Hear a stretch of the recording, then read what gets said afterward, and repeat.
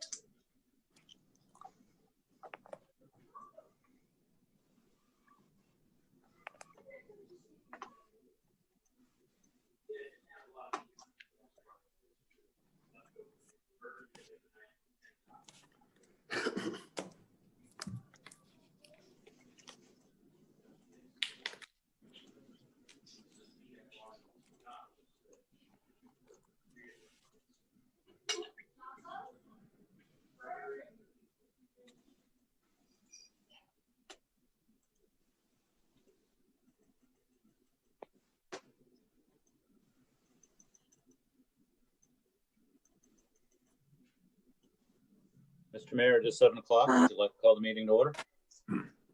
Okay, let's call this meeting to order. City of North Kansas City, Missouri, regular council meeting, September 15th, 2020, amended. Call roll. Councilmember Smith, Yes. Councilmember Tull, Yes. Councilmember Clevenger, Here. Councilmember Stewart, Here. Councilmember Clark, Present. Councilmember Farr, Yes, ma'am. Councilmember DeLong, Here. Councilmember Saper. Here.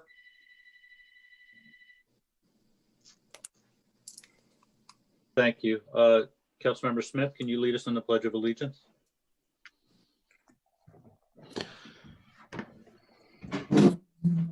Pledge allegiance to the flag of the United States of America and to the republic for which it stands, one nation, under God, indivisible, with liberty and justice for all.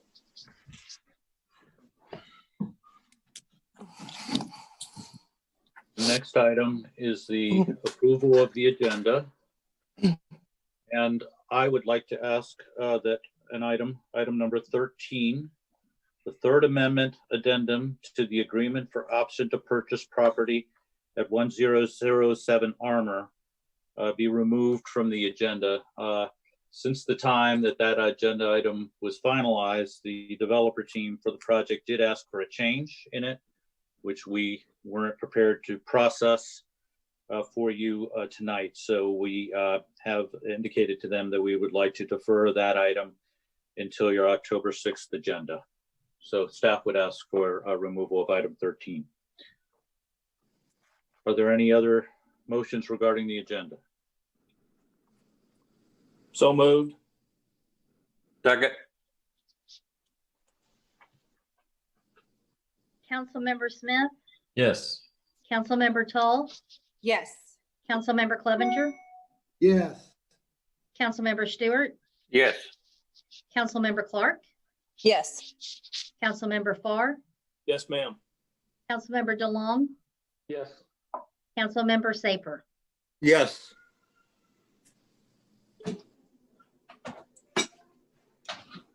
Thank you. The next item is comments from the public. No comments were submitted in time to be read into the record. So at this point, I will call on the folks in the control room to indicate if there are any members of the public who would like to make a public comment live. Good evening, Mr. Berlin. There are a few people within our attendee waiting room that would like to comment, and I will have Mr. Jake Gelford. I will now be allowing you to talk, so please provide your public comment.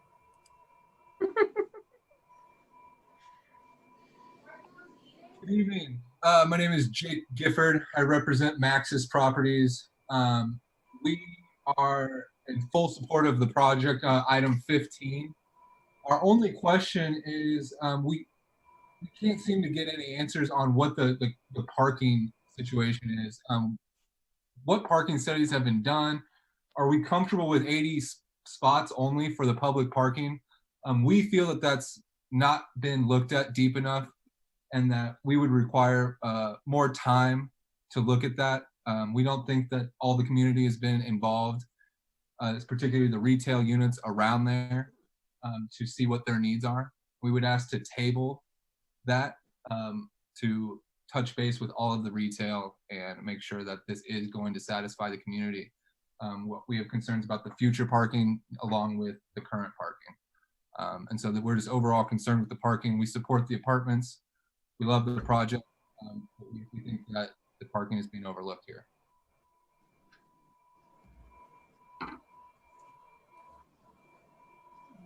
That concludes my time.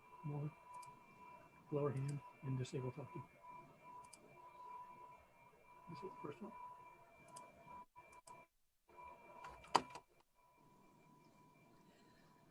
If there are anybody else within the attendee pool that would like to make a public comment, please use the raise hand feature on the Zoom, or if you are calling in, please use *9.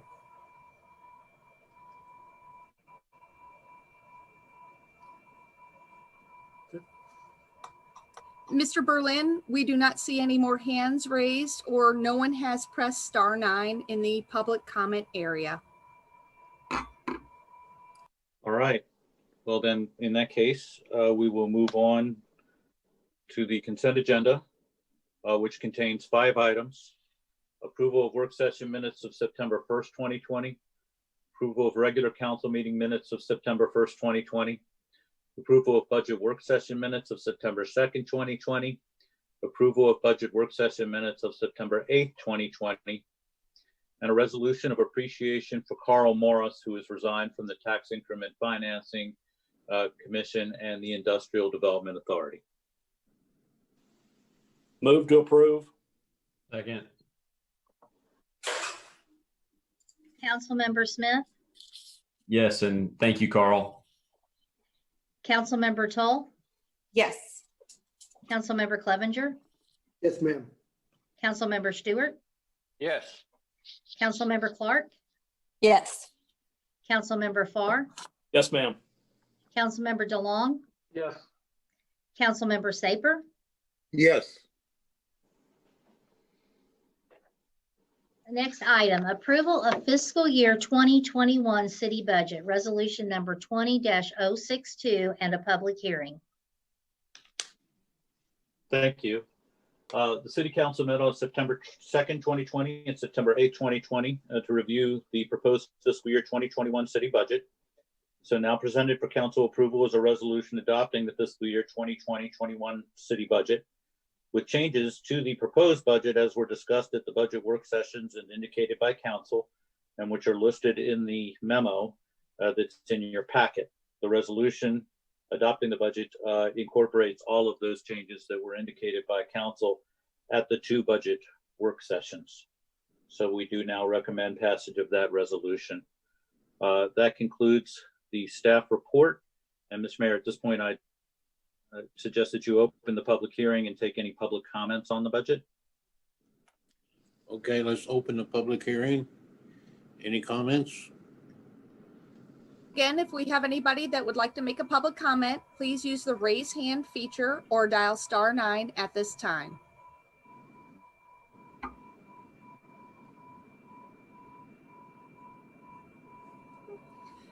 Mr. Berlin, I see no one indicating that they'd like to give a public comment at this time. Mr. Mayor, we recommend you close the public hearing. Okay, let's close the public hearing. We need a motion. So move. Second. Is there any discussion? Is this motion to approve the resolution? I think it's to close a public hearing, Okay. isn't it? Well, I believe the mayor closed the public hearing. Would you like to? So Oh, at this okay. point, the public hearing is closed. Would anybody like to make a motion to approve the resolution approving the budget? Move to approve. Second. Second. Thank you. Councilmember Smith, Yes. Councilmember Toll, Yes. Councilmember Clevenger, Yes, ma'am. Councilmember Stewart, Yes. Councilmember Clark, Yes. Councilmember Farr, Yes, ma'am. Councilmember DeLong, Yes. Councilmember Saper. Yes. 8-0, resolution passes. Number 12, YMCA capital request, construction cost of YMCA Best Buy Tech Center, resolution number 20-063. Thank you. At the City Council work session of December 17th, 2019, North Kansas City YMCA Executive Director Tina Weaver discussed with the City Council a substantial grant from Best Buy to implement a youth tech center in the facility. She described the goals of the project and the benefits it would bring, and did indicate that some interior structural modifications would likely be necessary to implement the project.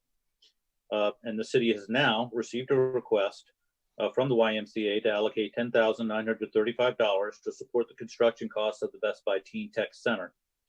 In the event the council wishes to allocate this amount to this project, a resolution has been prepared for your approval. So at this time, I would ask for Ms. Weaver to present this item further. Hi, everyone. Can you hear me? Yes. Yes. Fantastic. Thank you so much for having myself and a couple of our board members on as well today. Aside from myself, I've got Julie Sola, who is our board chair and also general manager at Harrah's. And then we also have Sean Torres, who is the director with Arkema Chemical and a board member of the North Kansas City YMCA Commission Board. We've come to you all today as we have made quite a journey into what we have ventured for over a year now in raising funds for a critical piece that will be a huge service to our community. The YMCA Best Buy Teen Tech Center will be an asset beyond just our youth. While we call it the Best Buy Teen Tech Center, we really want to put an emphasis on that job readiness, post-graduation, access to technology, in particular for underserved youth, and providing that so that we can take the next steps forward in ensuring that the WISE mission and our mission of North Kansas City and beyond is to continue to serve all. With that in mind, I'm going to turn it over to Sean right now because he's going to give a little bit of information as to why this is an important project as he's been our project lead from our mission board thus far. Sean? Okay, well, thank you, Tina. Like Tina said, we've been working with Best Buy on this endeavor for more than a year, and they've been great partners to try to get to where we want to get to build this Teen Tech Center. With Arkema here in North Kansas City, I've been the site manager for about 8 years, and we've worked with the Northland CAPS group as well. We've got some STEM fields here between chemists, scientists, engineers, and business people as well. And we've been able to see the impact that the Northland CAPS program has. We've got great young people from all over the community that are really ready to join the workforce, are ready to build those next skills with the STEM fields. And we see this as an opportunity to reach out to people who may not have access to that kind of, resources that might be in those the great school districts. People maybe fall through the cracks, so it's good to be able to reach to those people.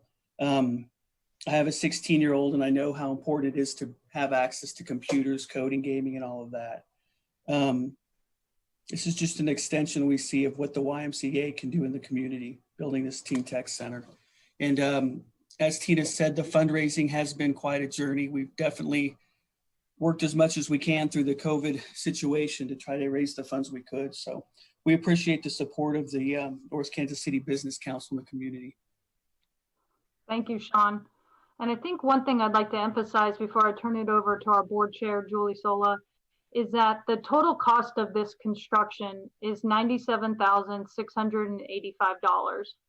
To date, we've raised $86,750 towards that construction.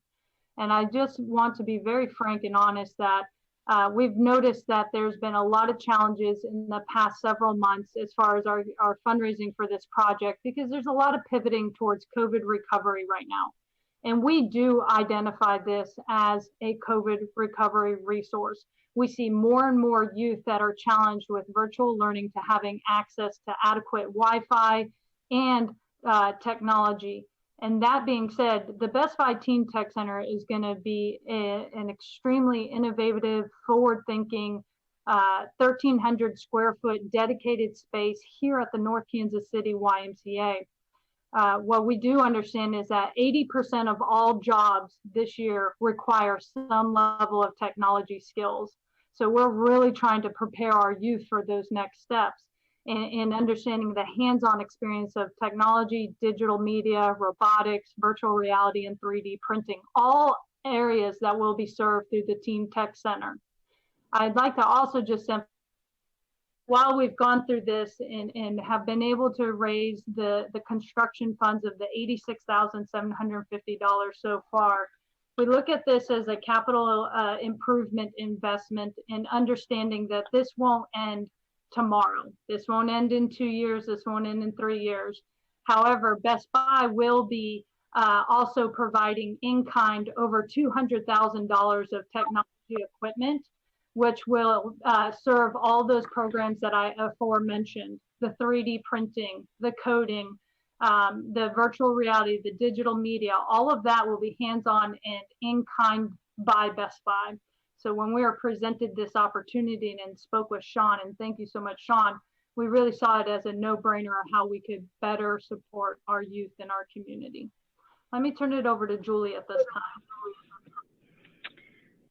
Yes, hello. My name is Julie Sola. I'm the board chair for the North Kansas City YMCA, and I just want to emphasize my love for the YMCA and how proud I am to be an important part of this organization within our community. You know, prior to serving on the board, I thought of the YMCA as just this gym and swim, right? That's where you went to do those types of activities. And I have seen so much more with my own eyes, the impact that it continues to provide for our community. As many of you know, we've installed a food pantry to battle food insecurities and have started this greenhouse to continue to produce foods. We held a naturalization ceremony where we welcomed 147 new people from 55 different countries. And most recently, we've added the Y Learning Academy to help provide in-person support for online learning. We're going to continue to reach all the segments of our community through various programs, and our teens and our youth should be no exception. The continued investment in our youth is going to provide them a safe place to learn, develop, engage, and grow. And I think each one of us saw during the COVID times that many of our youth lacked these valuable resources when the schools were closed or without assistance from the schools. So by providing the Teen Tech Center outside of school hours, the access to this technology is going to continue to assist our youth who may not otherwise have access. For those reasons, we think it's vital to continue to find ways to prepare our teens with this much needed technology. The city of North Kansas City, the YMCA, we could be cultivating the next Bill Gates or Steve Jobs. And we hope that you can consider our financial request and want to be part in transforming our youth through this readily available technology and through the grants from Best Buy and the hard work of, you know, Tina and Sean. So we appreciate the consideration, and we would be open to any questions that you might have. Thank you so much, Julie. And I'll turn it back over to you, Eric and team, and so that we could open up for discussion at this point. Thank you. Councilmember Clevenger, and then Councilmember Toa, and then Councilmember DeLong. Just a couple of quick questions here. First of all, totally in support of the project and love the Best Buy Tech Center. Question mostly for staff. Regards as to the funds, I think this is coming out of the capital line item for the YMCA, right? Yes, sir. And is there any way, they mentioned COVID recovery, is there any way we could use COVID-19 funds for this line item here? The second question, and I don't know if you want me to ask it now, let's see. No, that was my main question, was regarding, yeah, that was both in one. So what kind of funds? Yeah. I think that would be a stretch, to be honest with you, sir. I appreciate that their fundraising is probably suffered as a result of COVID-19, but I don't think it's enough directly attributable that CARES funding would be eligible for this expense. Okay, just checking. Thank you. Councilmember Tull. I just wanted to say that I fully support this and I applaud your efforts at fundraising even during this difficult time. It seems like a wonderful investment and very timely that it's happening right now when there is such a large need. So thank you. Councilmember DeLong. No, I kind of echo that. I'm excited this project's still going on and look forward to seeing the end result. I think it's going to be an important project. And you might have said this, when do you expect it to be completed? So thank you for that question. Right now, we're kind of hanging on to that olive branch of fundraising this last $10,900. Once we have secured that, we basically get our letter of intent to Best Buy saying that we've secured 100% of our construction costs, and then we can move forward. And what has been anticipated through Service Master, which we provided you all the bid for, it's typically about an 8-week construction time frame from start of construction. So as soon as we can secure the funding, we can get moving on construction. Okay. And so, I mean, Best Buy, they've still been active in this throughout COVID as well, correct? Yes, we have a monthly meeting with them to provide updates in progress. Okay, awesome. Look forward to it. Thank you. Thank you.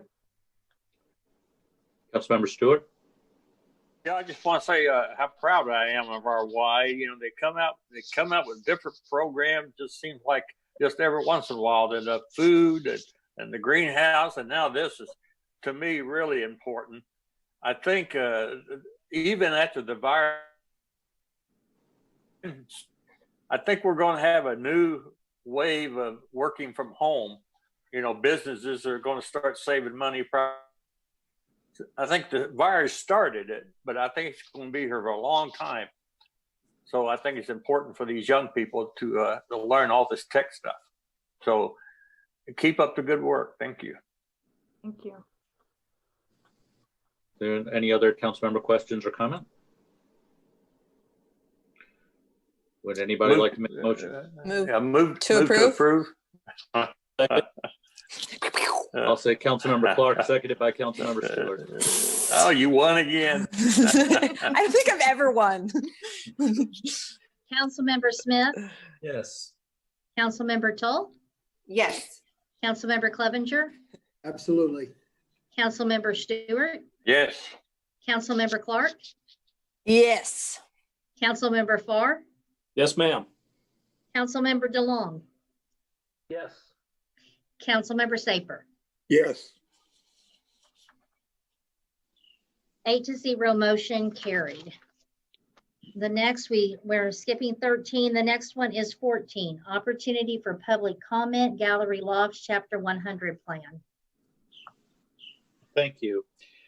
So we had originally planned to have 2 items on tonight's agenda related to Gallery Lofts, one being the development agreement, which wasn't quite ready by the time we had to put the agenda together to make it onto the agenda. So that was deferred until October 6th.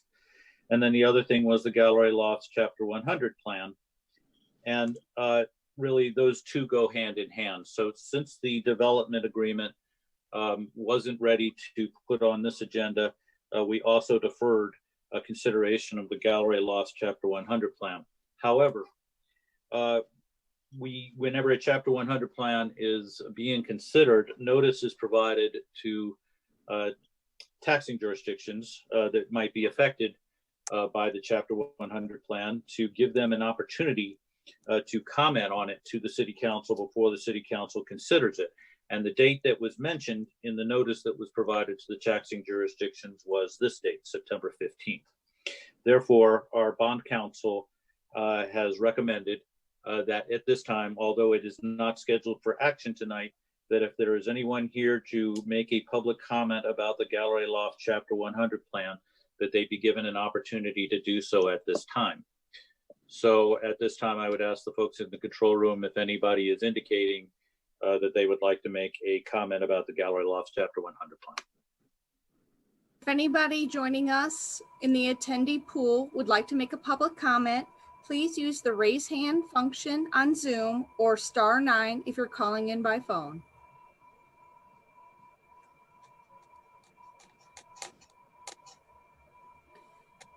Mr. Berlin, I'm not seeing anybody indicating that they would like to comment at this time. All right, thank you. In that case, I would recommend that we move on to item number 15. Second amendment to first amended restated development agreement, 18th and Swift, bill number 7536, ordinance number 9333. Thank you. I'd like to call on the Community Development Director, Sarah Copeland. Good evening, Mayor and Council. The development agreement for the development of the city-owned parcel at 18th and Swift was originally approved by the City Council on January 15th, 2019. And since that time, the developer has been working on their plans for the development of this parcel. The amendment to the development agreement that's before you this evening concerns a very specific portion of that agreement, the number of parking spaces in the structured parking garage. I think it is important to note that this amendment would not reduce the number of parking spaces that are required for this project. That requirement was set as part of the City Council's master plan development approval back in February. And it also would not reduce the number of public parking spaces which are included in this project. Mark Moberly with the Sunflower Development Group is here to talk about the evolution of their plans and this amendment, and I will turn things over to Mark. Okay, thank you, Sarah. Can you hear me? Yes. Very good. Thanks for the time to be here. Feel like we've been in front of you several times with this project, and appreciate your continued support of council and staff. We feel like we're at the finish line. We are prepared to close the transaction on or before October 30th and start construction shortly thereafter. As Sarah mentioned, the project has evolved. We have reduced the number of units. We've added a floor of units.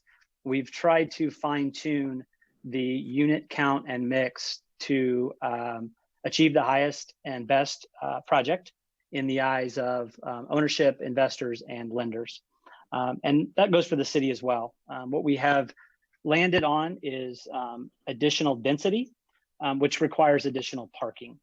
And so what Ms. Copeland had referenced is we are before you tonight with this amended development plan, not to reduce the number of parking spaces, simply to clean up the language to match the master plan development. Ultimately, we will be providing more parking than the 300 that was initially proposed. The parking ratio required by code is 1 parking space per unit in the project. We have 208 units in the project. So right now we're required to provide 208 parking spaces by code for the private use of the project. We are able to provide in the parking garage right now 156 spaces, which would mean we need 652 spaces in a surface lot adjacent to the property as required by the master plan development. That 208 parking spaces of 1 per unit is not enough for us. We actually look at it as 1 per bedroom. And not only do we have one bedroom units in the project, we have 2 bedroom units in the project. We have 36 of those. And so the ratio that we use of 1 parking space per bedroom requires us to have 244 spaces for private use. So 244 is what we are using as our requirement. As I mentioned, in the parking garage, there are 156 spaces, which means I need 88 spaces somewhere in an adjacent parking lot. We had proposed in front of the council several months ago, and it was in person, so this was pre-COVID, that we would lease parking in Mr. Miller's parking lot next to the property.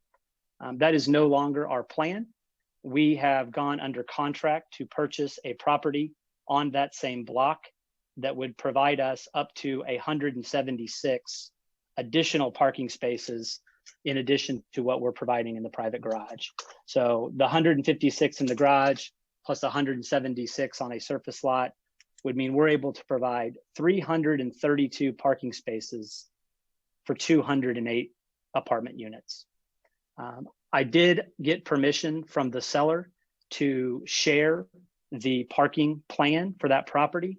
And I think if appropriate, before we take questions, I'll just go ahead and ask city staff to put that on the screen, unless that's been circulated already. Sarah? It has been circulated, but we are prepared to put it on the screen. So if council will be all right with it, we'll go ahead and put that up here.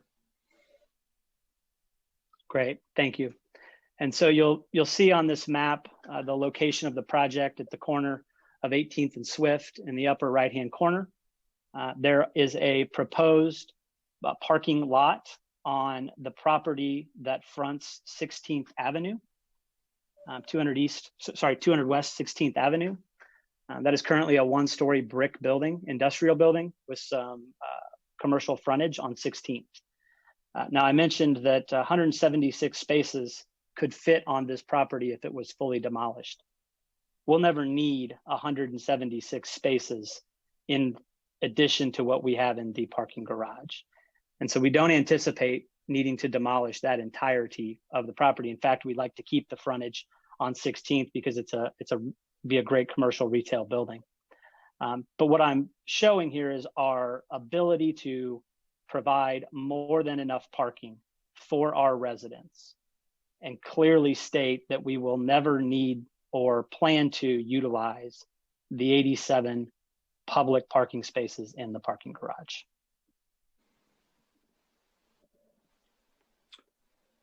That is the plan for parking. I'd be happy to take any questions. Are there any questions? Councilmember Clevenger? I just want to make sure I've got the math right. So the garage itself will be have 156 spaces? Private spaces. And 87 of those will be public? No, it's 156 private parking spaces Private and plus the 87 public parking spaces. That's what I wasn't quite, okay, thank you. Any other questions for Mr. Moberly? Move to approve. Second. Well, wait a minute, I think Mayor Stilo has a question, sir. Yeah, have you been able to purchase that property to the south there? No, we are under contract to do so. Is that Miller's property or is that? No, it's owned by a gentleman named Paul Costello. Oh, okay. All right, thank you. Councilmember Tull? I'm assuming that it's cheaper for you to demolish part of the building and purchase the property than to add a level to the parking garage. Is that true? That is true. We are not able to go any higher with the building due to two restrictions, the zoning restriction for building height and the FAA approved height of the building. And so if I was to add a floor of parking, would have to lose a level of apartments and then therefore would not need the full floor of parking. So it's a little bit of a kind of a checkers game of moving things around. Yeah. The other thing is, you know, our ability to own parking is much more palatable to our investors who are long-term hold. We've always stated that, you know, this is a long-term hold for Sunflower, and our investors are aligned with that because of the opportunity zone treatment of their investment. And I think most of the council is probably aware that this is an opportunity, a federally designated opportunity zone. So we would like to own our parking instead of short-term lease. It also provides us one day, if we do realize that our tenants only have one car per unit, that maybe we don't need parking. And I would hate to build parking for $30,000 to $35,000 a stall in a structured parking and then not end up needing it in 5 to 10 to 15 years. And so what owning additional parking in a surface lot allows us the flexibility to do is if we find we don't need those spaces when we're fully leased, we can have another development opportunity. Okay, thank you. Councilmember Clevenger and then Councilmember DeLong. One question that I had, I understand how they've got the parking laid out. and reducing the amount in the garage. Just maybe a question for staff before on the incentive program, the $750,000 incentive that was given, was that for additional parking, or how does that tie in? Because now we're reducing the parking garage, the structure itself. So Mr. Merrill, Mark, would you, because we have talked about that, would you like to talk about that, please? Happy to, and did get this question in advance. So did my homework to remind myself so I could bring this up. The $750,000 of additional equity contribution by the city was not related to any change in the parking. It was a restructuring of the incentive package. We had a 25-year, 95% property tax abatement awarded via the RFP that was put out and the first development agreement. 25 years is a lot of years. And so as we were getting underwritten by investors and lenders, they saw that we needed to pay for 87 public parking stalls today, but we would not get the benefit of the property tax abatement in full until 25 years was up. And the net present value of that makes sense, certainly, but they're looking at this on a 5 to 10 year horizon. And so we weren't getting the full benefit of the incentive package in our underwriting by lenders and investors. So we approached city staff and council with a request to simply restructure the incentive package, whereby we get additional funds up front and then pay that back starting in year 15 via the CID. And so there's no additional, in my opinion, no additional incentive has been awarded with the 750. We've simply restructured how it is contributed to the project and then how it is paid back to the city. Councilmember DeLong. So my question kind of went back to close to what I guess Councilmember Toll was asking. So overall, you're saying your construction cost is not going down by eliminating the floor of parking? I don't know that that's the case. I mean, we haven't eliminated a floor of parking. That was just the original. The 300 was based on. I'm sorry, I might have misworded that. But okay, so shifting from 300 spaces to 260 though, or I'm sorry, I got that wrong again. 240, I think. That there's no, your cost isn't going down with this change. We've increased our unit count to 208 at the same time. So our building has actually gotten taller. I have not run an apples to apples comparison on cost, which we haven't bid it. So no, I can't say that. Okay, thank you. Any other questions? Anybody like to make a motion? There is a motion and a second on the floor. Is there? I'm sorry, sir. Madam Clerk, if you've got that, and if there's no further discussion. I do not have that. Who made the motion? Councilmember Smith, seconded by Councilmember Farr. And this is for the first reading, correct? Correct. Okay. Councilmember Smith. Yes. Councilmember Tull. Yes. Councilmember Clevenger. You're muted. Yes, ma'am. Sorry. Councilmember Stewart. Yes. Councilmember Clark. Yes. Councilmember Farr. Yes, ma'am. Councilmember DeLong. Yes. Councilmember Saper. No. An ordinance, 7-1. An ordinance approving Second Amendment to First Amended and Restated Development Agreement by and between the City of North Kansas City, Missouri and 18th and Swift LLC, and authorizing the execution thereof on behalf of the city by the mayor. I move that bill number 7536 be placed on second and final reading and passes ordinance number 9333. Second. Councilmember Smith. Yes. Councilmember Tull. Yes. Councilmember Clevenger. Yes, ma'am. Councilmember Stewart. Yes. Councilmember Clark. Yes. Councilmember Farr. Yes, ma'am. Councilmember DeLong. Yes. Councilmember Saper. No. No. 7-1, motion carries. An ordinance approving Second Amendment to First Amended and Restated Development Agreement by and between the City of North Kansas City, Missouri and 18th and Swift LLC, and authorizing the execution thereof on behalf of the city by the mayor. Item number 16, opportunity for public comment, 18th and Swift, Chapter 100. Thank you. So as I mentioned earlier in the agenda with regard to the Gallery Lost Chapter 100, the next item on your agenda, item number 17, is a consideration of the 18th and Swift Chapter 100 plan. And so Bond Council does recommend that before you consider that item, you accept any public comment that there might be from representatives of taxing jurisdictions which have received notice that this item would be considered tonight. So at this time, I'd ask the folks in the control room if there's anyone here indicating that they would like to comment on the 18th and Swift Chapter 100 plan. If we have any online participants that would like to comment, please use the raise hand feature on Zoom or *9 at this time.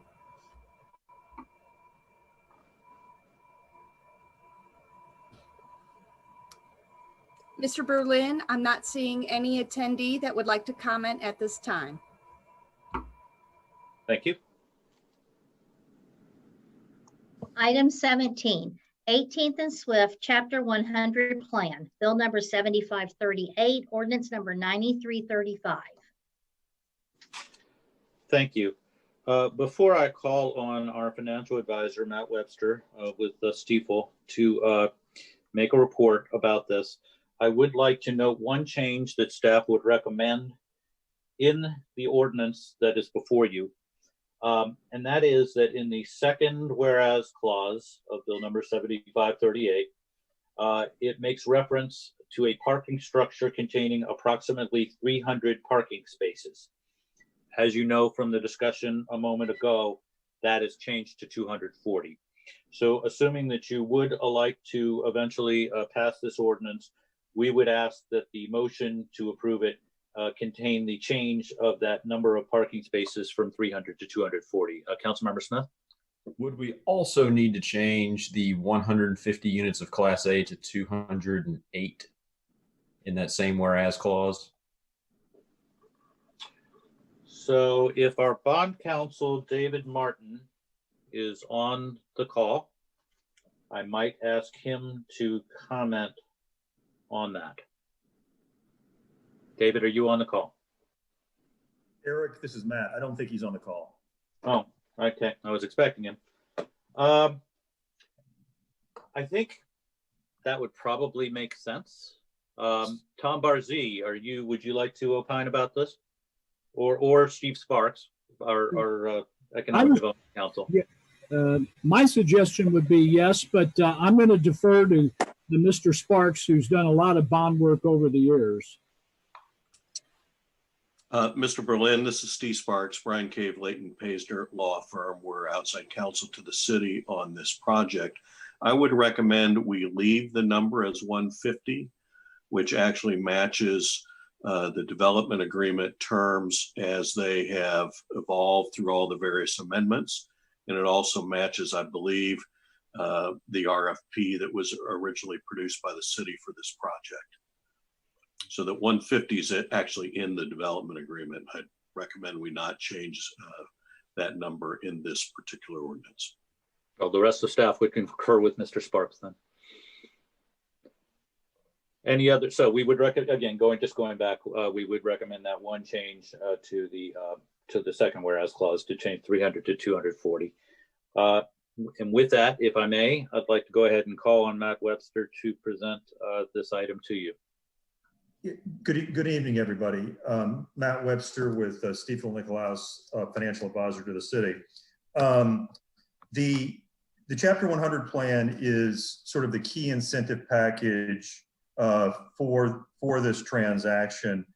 Chapter 100 plans are transferring property to city ownership for a term of years in order to invoke a tax abatement, which has the effect of saving the developer money. This was a primary inducement to the developer. It was something that was called out in the original RFP, and it's been a feature of the development plan that the city council originally approved and has subsequently amended on a couple of occasions. So I want to emphasize something.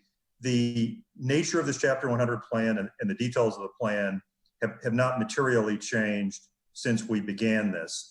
It is a 95% tax abatement, which means that there is a pilot payment equal to 5% of what we estimate the regular ad valorem taxes to be.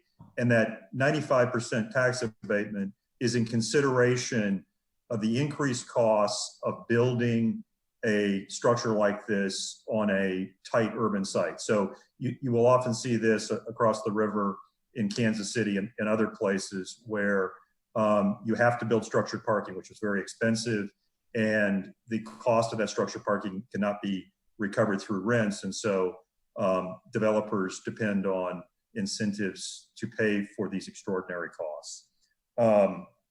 Just a few things about the Chapter 100 plan.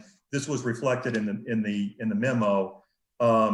There's about 2 years of construction, and then there'll be 25 years of abatement with the 95%. And then at that point, at the end of the 25 years, the property would be deeded back to the developer.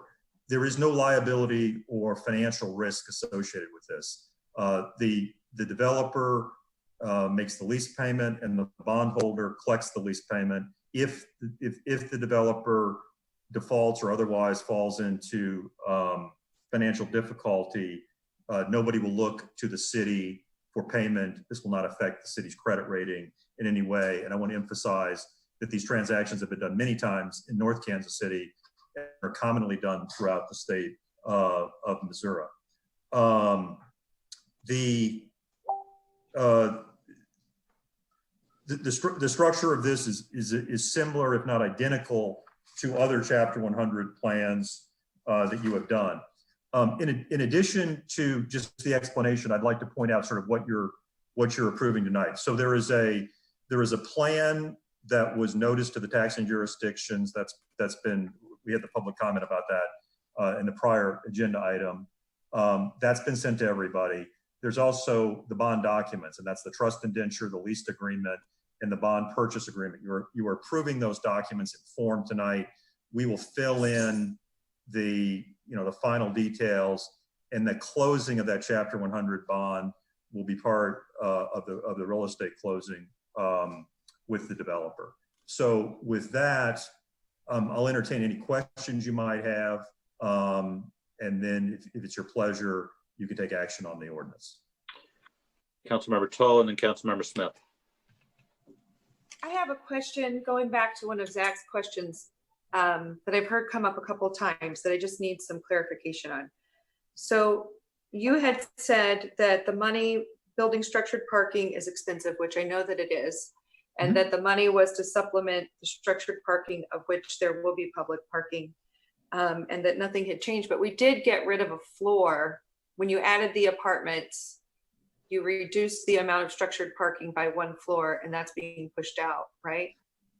That is true, but I think, and Mark Moberly of the developer can address this if I misspeak, but I think what was going on here is that the overall costs of the project have increased measurably, and I don't have a specific number, over the last couple of years, and the developer is looking to value engineer, and if they don't need structured parking, then they don't add the structured parking. So I don't think it's fair to say that the overall costs of this have been reduced in any material way, and I think that's really the issue. If you look at the river market, that would be the closest area where there are a number of buildings like this. Trying to build multi-story construction, much more expensive than 2 or 3 story stick construction, programming the parking and the other amenities that you need to attract the renters, and then, frankly, taking a chance on the rental rates to repay your substantial investment. These are the reasons that developers request tax incentives, and I think these are the reasons that such tax incentives are a reasonable choice for a city to make. So I know you have to do stick build for up to 4 stories, which wouldn't count the parking garage. That would be the podium. So how many stories with the added apartments are there going to be? Mark, can you address that? Yes, of course. Mark Moberly with Sunflower Development Group. It's going to be a 10-story structure in total. The 10th story will be rooftop, so you can access the 10th story by elevator, but it doesn't have any enclosed area. So it's 9 floors of enclosed. The first floor will be city parking. The second floor will be private parking. The third floor will be a combination of private parking and units. Floors 4, 5, 6, 7, and 8 will be apartment units. Floor 9 will be half units and half amenities. And then, as I mentioned, the 10th floor will be the rooftop. Okay, thank you. So, and Councilwoman Tall, we are using light gauge structural metal studs because wood is not possible with this type of high-rise tower. I know, which also really adds to the cost. That's what I was needing to know. Thank you. You're welcome. Councilmember Smith, and then I think Councilmember DeLong. Hey, Matt, I know we kind of touched base on this a little bit earlier today, but I was doing the math on Exhibit 2 here. I don't know if you've got the agreement in front of you. It's page 16, Exhibit 2. It's the chart of projected tax revenues with no abatement and then with the pilots. Dividing the pilot payments by the projected tax revenue comes up with a number around 3.2. Could you help me understand why that is not 5% when the abatement should be 95%? So these abatement calculations were made, and what's in the development agreement dates back to the original approval of this plan. So the tax rates and other details of the abatement calculations have changed in the interim. The Chapter 100 plan that you're approving tonight, those documents, those are sort of statutorily required, and they're based on simply a slightly different set of assumptions compared with what's in the development agreement, which was the original contract between the city and the developer. And I'm quite sure that what's in the development agreement is a calculation at the time the development agreement was executed by the developer in the city, again, based on the assumptions that we had at that time, and the math worked out to 95% abatement with a pilot schedule equal to 5%. What is before you on the Chapter 100 bond documents is slightly different. But I could certainly get you an answer to your question, but I don't have an answer for you on the math of it right this minute. Okay, so the projected value of the pilots, that's a fixed number, right? They're paying the X number of dollars per year, and that's on a set schedule. So it's $673,300 in this document we have. Would that have been the same on the original agreement, and then the value of the tax payments has gone up as values have increased? Is that? So I would say to you, here's the best way to think of it, Councilman. The value of the tax abatement is can never be precisely calculated. It can only be estimated, because if you think about it, the levy rates change every year, and the value of the property changes every other year based on the assessment schedule in the state of Missouri. And the assessor obviously independently calculates all that. So you can take a snapshot in time, and you can take a set of assumptions, and all you're going to be sure of is that the next year the assumptions are all going to change a little bit, and every 2 years the actual value of the property is going to change, and that's going to further throw off the assumptions. And then if you figured in growth over a 20 or 25 year period, that induces even more variability. So all we do is to meet the statutory requirement, and with respect to what the developer owes the city and the other taxing jurisdictions, we calculated what that pilot is, and that pilot is Exhibit B of the development agreement, the most recent version of which was approved in February of this year, and which was amended as recently as tonight. That schedule of pilot payments hasn't changed since we started working on this. Okay, so the pilots are set from the beginning in dollar amount. They don't, it's not a sliding 5%. So if the No. levy rate changes or if the value of the property changes, we don't say 5% of whatever they would have paid, they pay us now. We say from the outset, this is the payment stream. That is the way they're always done. Okay. So I've literally looked at hundreds of Chapter 100s. I can't say that there's nobody who's done it a different way, but I can say that if you make a pilot payment, there is a schedule of pilot payments, and that is what developers always want. And you know, as somebody who advises you, I'd say you don't want 5% of a number that you don't know. You want a number, and that's what we have in this agreement. We have a number, and it's based on a set of assumptions, but I think the assumptions are reasonable, and it conforms with what I would say is best practices in the state of Missouri for transactions of this type. Okay, thanks, Matt. Councilmember DeLong. I think he got most of my question there because mine was going to be about why we show 95%, but this shows 96.75% total abatement. But I think he pretty well answered that. I'm going to go back and ask about the notifications of taxing jurisdictions. There's a little concern at the TIF committee meeting over notification periods. When did we first notify the taxing jurisdictions of this? So the clerk can give you the actual dates, but what happened here, Councilman DeLong and everybody else, is there is a statutory requirement that a 20-day notice be given, and the way that notice is given is this is mailed out, and there's a list of everybody this was mailed to, and again, it's standard practice in the state. There's a long history of all this.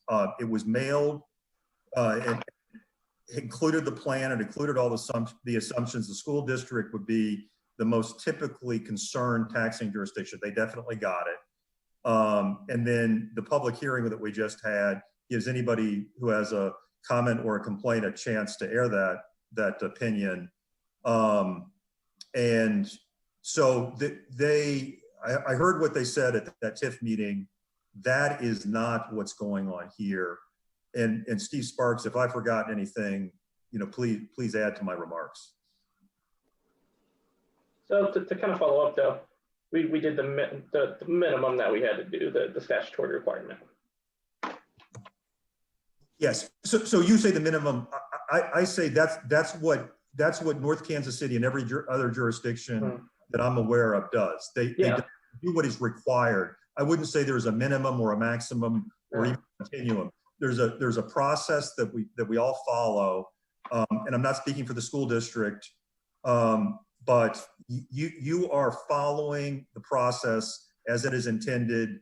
There's no lack of notification. There's nothing improper in any way about this, in my opinion. No, I get that, but I mean, I think there's always certainly a goal of being a good community partner as well. And if I may, sir, if I could just, I don't want to get too far away from the subject, but what was referred to at the TIF commission meeting referred to the development agreement that was passed with Star Development. And in that development agreement, it discussed that the city would be contemplating a Chapter 100. And so that was a development agreement. There was no notice required or anything then. When we consider the Chapter 100 for the Star development at 23rd and Swift, then all of those notifications will go out in a timely way. But that was a different. Yeah. I'm sorry, I didn't mean that to sound like it was something that it wasn't with that meeting. No, that's correct. They're talking about different development and kind of a different timeline. But I mean, when you are abating 15.5 million of their 16.5 million share of the abatement, I'd just like to see probably a little bit better communication going forward, rather than just sending the standard notice and saying maybe they reply, maybe they don't. But that's all I got. Mr. Are there any other questions? I'm sorry, was somebody asking to be recognized? Yeah, this is Steve Sparks, Mr. Glenn. I was just going to say that notice was mailed with a copy of the plan on August the 26th to each and every taxing jurisdiction. Okay, thank you. Are there any other questions about the Chapter 100 plan? If not, can I have a motion to adopt the ordinance with the change from 300 to 240 parking spaces? First reading. Second. Councilmember Smith, Yes. Councilmember Toll, Yes. Councilmember Clevenger, Yes, ma'am. Councilmember Stewart, Yes. Councilmember Clark, Yes.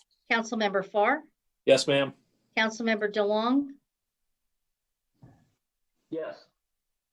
Councilmember Saper, No. 7-1. An ordinance approving a plan for an industrial development project, 18th and Swift project, authorizing the city of North Kansas City, Missouri to issue its taxable industrial development revenue bonds and authorizing and approving documents and certain actions in connection therewith.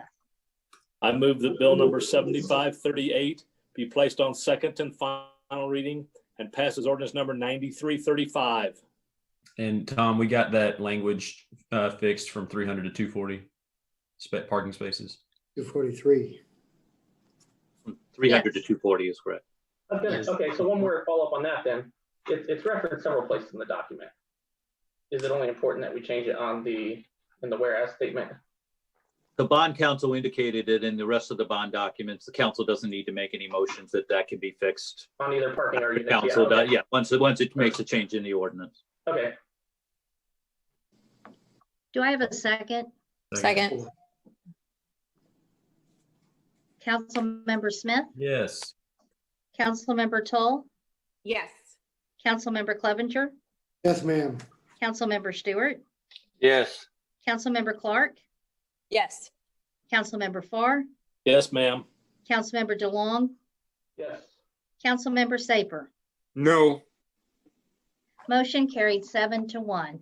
An ordinance approving a plan for an industrial development project, 18th and Swift project, authorizing the city of North Kansas City, Missouri to issue its taxable industrial development revenue bonds and authorizing and approving documents and certain actions in connection therewith. Item number 18, 18th and Swift, 18 and Swift parking structure maintenance agreement. Bill number 7543, ordinance number 9340. Thank you. I'll call on Ms. Copeland. The parking structure maintenance agreement that is before council is an agreement between the city and 18th and Swift LLC, which will be the ownership entity for the new development, for the maintenance and operation of the parking structure. This is somewhat related to the next two items. After the condominium plat is approved and recorded, the city will own a portion of the parking structure and the developer will own a portion of the parking structure. So this maintenance agreement establishes how each of us will maintain our portion of the structure. I think it's important to start by acknowledging that the maintenance agreement acknowledges that the developer is responsible for the construction of the parking structure. And the agreement does specify that the structure will not be available for any parking until certificates of occupancy are issued for the structure, the apartments, the ground floor retail, and the common area units. Other key components of this agreement are that the city agrees to maintain the public parking areas in good condition. We will remove trash and debris. We will maintain any security or access equipment we might install, and that the city agrees to keep the public parking areas available 24 hours a day, subject to any emergencies or the need for temporary maintenance. The developer agrees to provide all maintenance to the private portions of the garage, and they will make all necessary repairs to the parking structure, including the concrete frame and the columns and the beams at their expense. This agreement does grant reciprocal easements to both the developer and the city for repairs and maintenance, as well as some easements for signage. And the city grants an access agreement to the developer for people parking in the private parking areas to cross through the public parking area to reach the upper floors of the structure.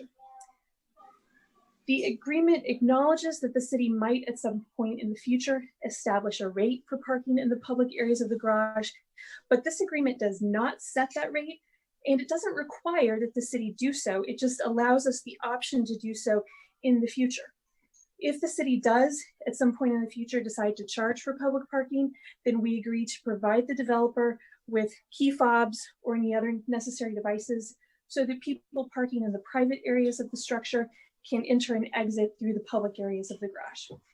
We might also at some point in the future cooperate in setting up a shared access control system. This agreement has been developed in coordination with the developer, of course, and with our outside legal counsel. And I'm sure that all of us would be happy to answer any questions you might have. Councilmember Smith, followed by Councilmember DeLong. I've gotten a question from a business along that area about the timing, the time limit on the parking. Is that drawn out in here somewhere, Sarah? I wasn't sure if I missed it. No, because that would be setting a rate for the parking, which this agreement does not do. It just establishes that we have that option at some point in the future.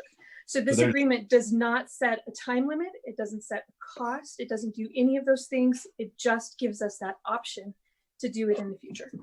Okay, if I may follow up real quick, this is something we mentioned once to council as a possibility when people were expressing concern about tenants parking in the public spaces, but it is not anything that the city has to do. As Sarah indicated before, it's something the city could decide to do, but it is not a feature right now of the parking arrangement. Okay. There's no time parking at this time. I know that the concern is people who park there during the workday, and that was something that was discussed at the last public comment session. Keeping those spaces available at a minimum of 8 hours for them, at least during daytime hours, would be pretty important.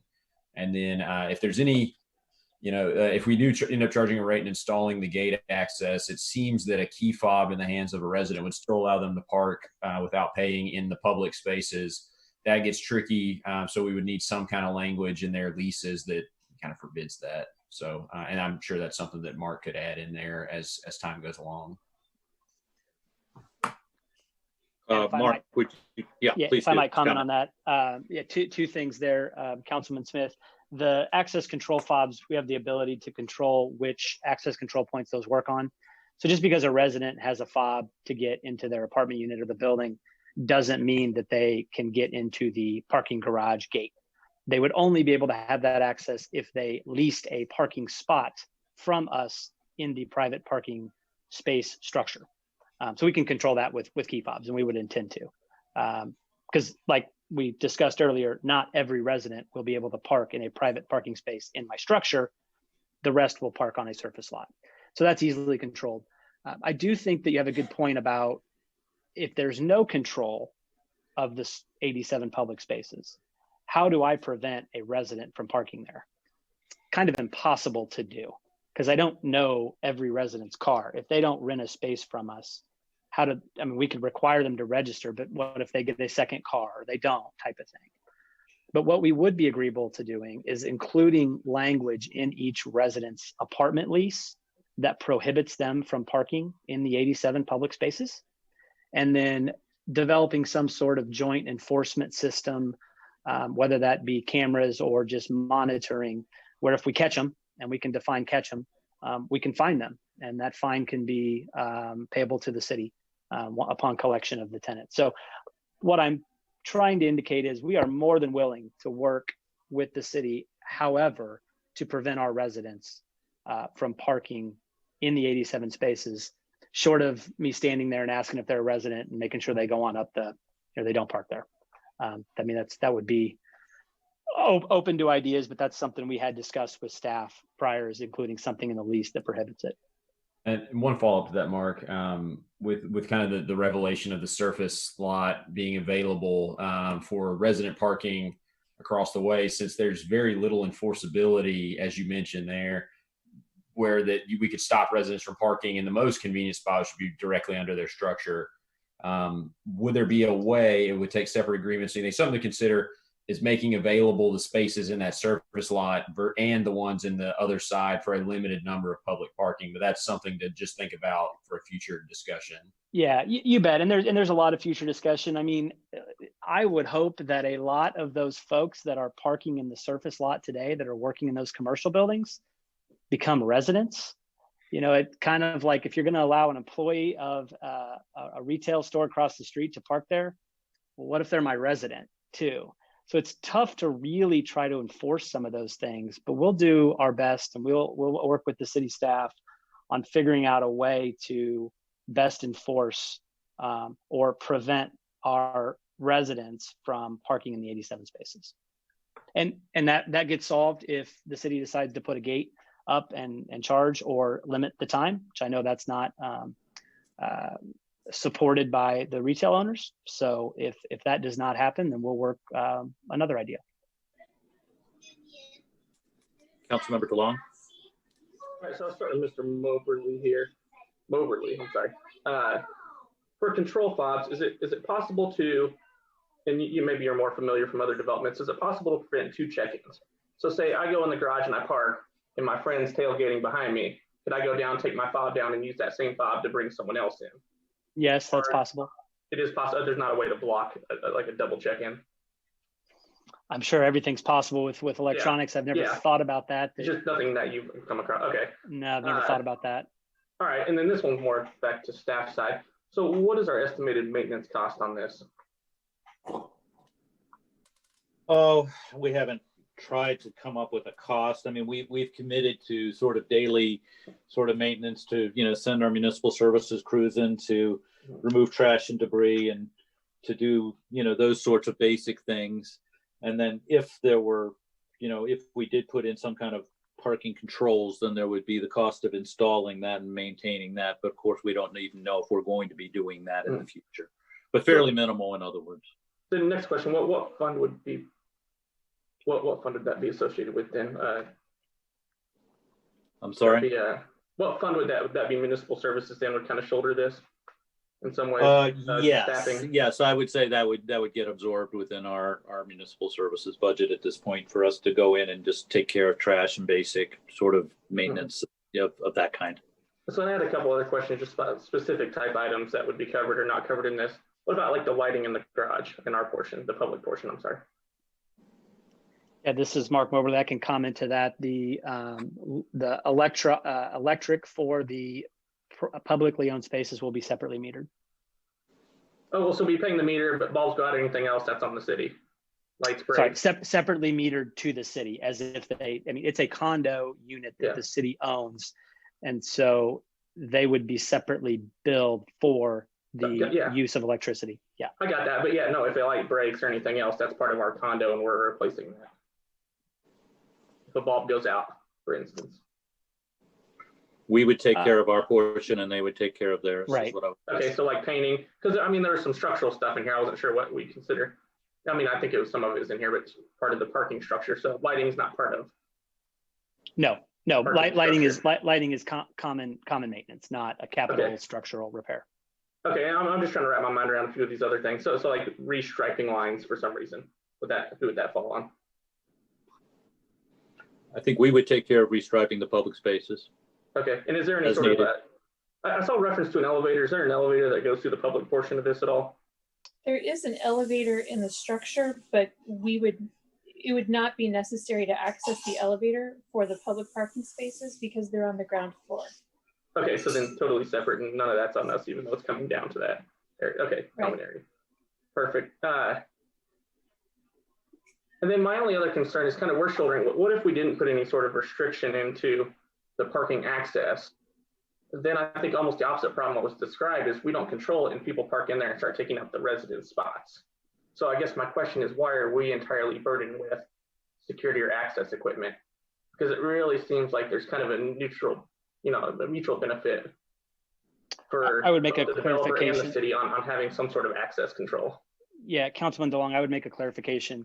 To access the private portion of the garage, we'll have another layer of security. You already have one. Okay, then that answers that. Perfect. Thank you so much. And one other comment I might just throw out there. Currently, the city has a surface parking lot that is exposed to the elements, particularly snow. You won't have the burden of snow removal in the 87 public parking space. Perfect. Thank you. Councilmember Tall. Something I hadn't thought of before when you're moving from structured parking to street parking that Jesse brought up is previously there really wasn't an incentive for people who live there to park in the parking spaces because there was more garage parking, and now there is.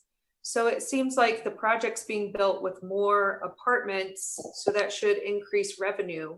but actually might decrease the city's assets of having the public parking that can now be taken up. Because it sounds in the talking that it will be hard, if not impossible, I think you might have said, to regulate that. And now there is an incentive for people who live there to park in the garage because there isn't enough garage parking. So it's kind of a downside for the city. I guess I'd ask a clarifying question. So there's no Yes. change in the number of public parking spaces, but Exactly. you're saying because we have more units and therefore more residents with no added private structured parking, there's going to Yes. be even more people that might park in the 87. Yes, because Right. there is not, they don't have more, you're getting rid of structured parking for the people that live in the apartment. And now there is incentive to park. Sure, it becomes a management issue. And if the city decides not to provide a security or any sort of access control, then it becomes a management and monitoring issue. You know, Well, I would use I would say not exactly. I don't really think that's totally on us. I mean, before when there were slots open, there was no incentive. We don't want to charge people because we don't want our businesses to lose people coming by charging them to park in the garage. All I'm saying is if we didn't want to charge them, which we don't because we want people to come to our businesses, I think there's a higher incentive now for people who live there and there's more people and less structured parking to park in those public spots. I can appreciate the comment, certainly. We are purchasing a property to provide more than enough parking for our residents beyond any reasonable ratio that we might experience. Yes, but you're also saying you can't keep people who live there from parking in the public parking spots. We can monitor unless we're willing to charge people for parking there. And I mean, you could put it in the lease, but that's not going to do anything. If I might interject, one thing that, and again, these are not decisions you're being called upon to make tonight, but one thing we had talked about was not necessarily charging people unless they stayed beyond a certain period of time. So in other words, if you said you could have free parking for 6 hours or 8 hours, that would, one would think, deter residents. And then you'd have to pay if you overstayed that length of time. Then and only then. So it would be free parking for, let's say, 6 hours. Then that would likely deter residents from parking in the public spaces because they would have to pay in order to leave the lot. So that was an idea that we talked about. It's not anything that's on the table tonight, but that might be, when you talk about managing parking spaces, something like that is something that might be considered in order to try to avoid the problem that you're talking about. Okay. Councilmember Smith? Yeah, I tend to agree with what Lisa's saying here. It's much more desirable to park in a covered space, as you see with the airport charging more than double to park in covered versus open parking.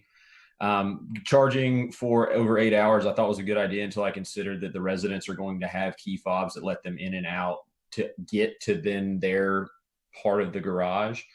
So unless we're restricting those key fobs to only the people who have paid for, and Mark, you can make this clarification, are people in the deck that have those key fobs that can enter their security, they are renting those spaces from you. They're not just any given resident has those cards.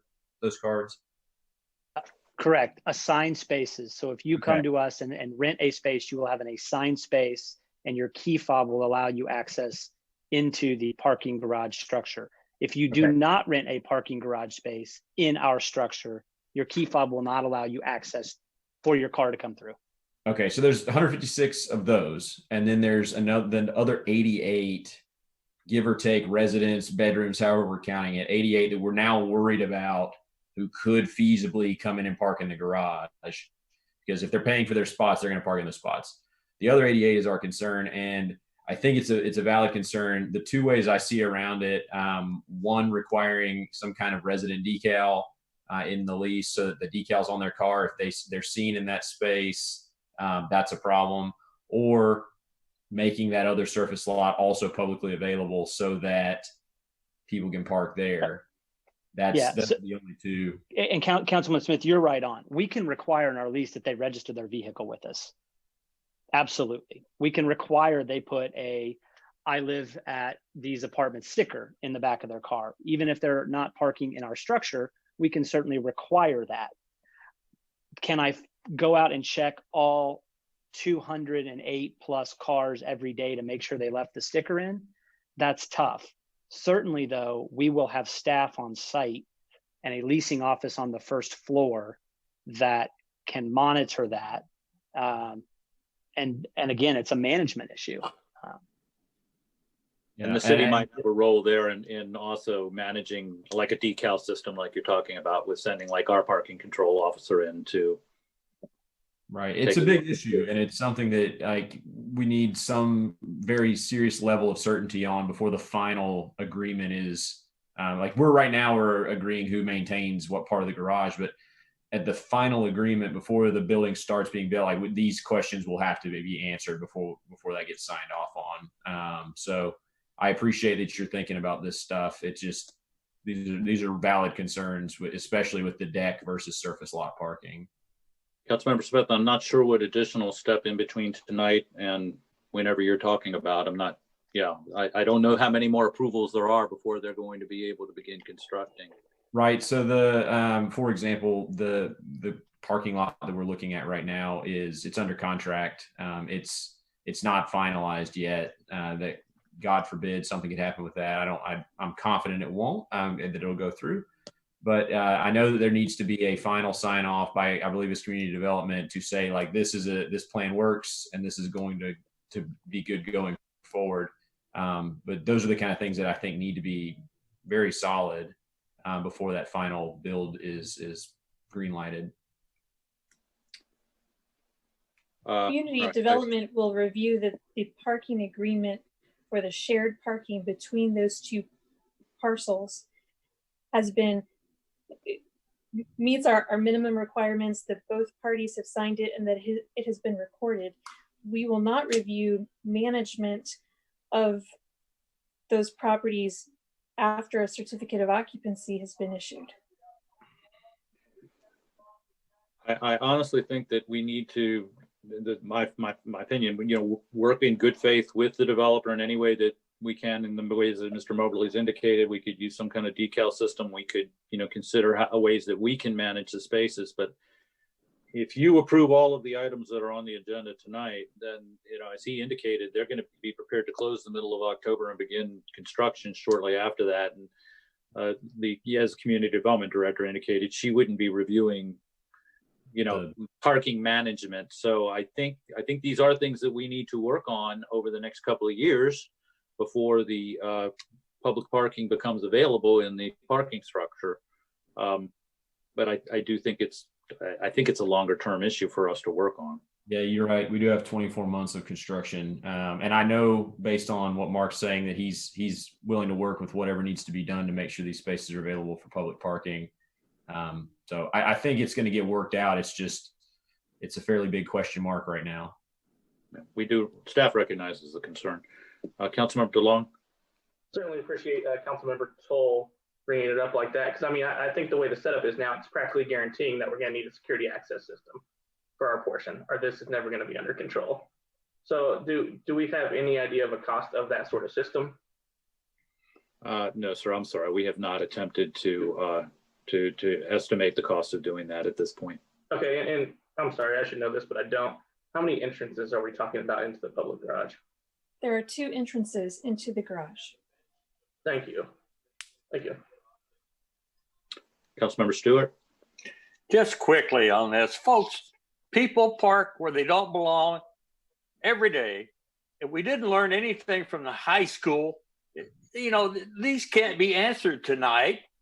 They're ongoing, and I think the city will come up, and I like the idea more of the apartment people having stickers for their cars. They require that.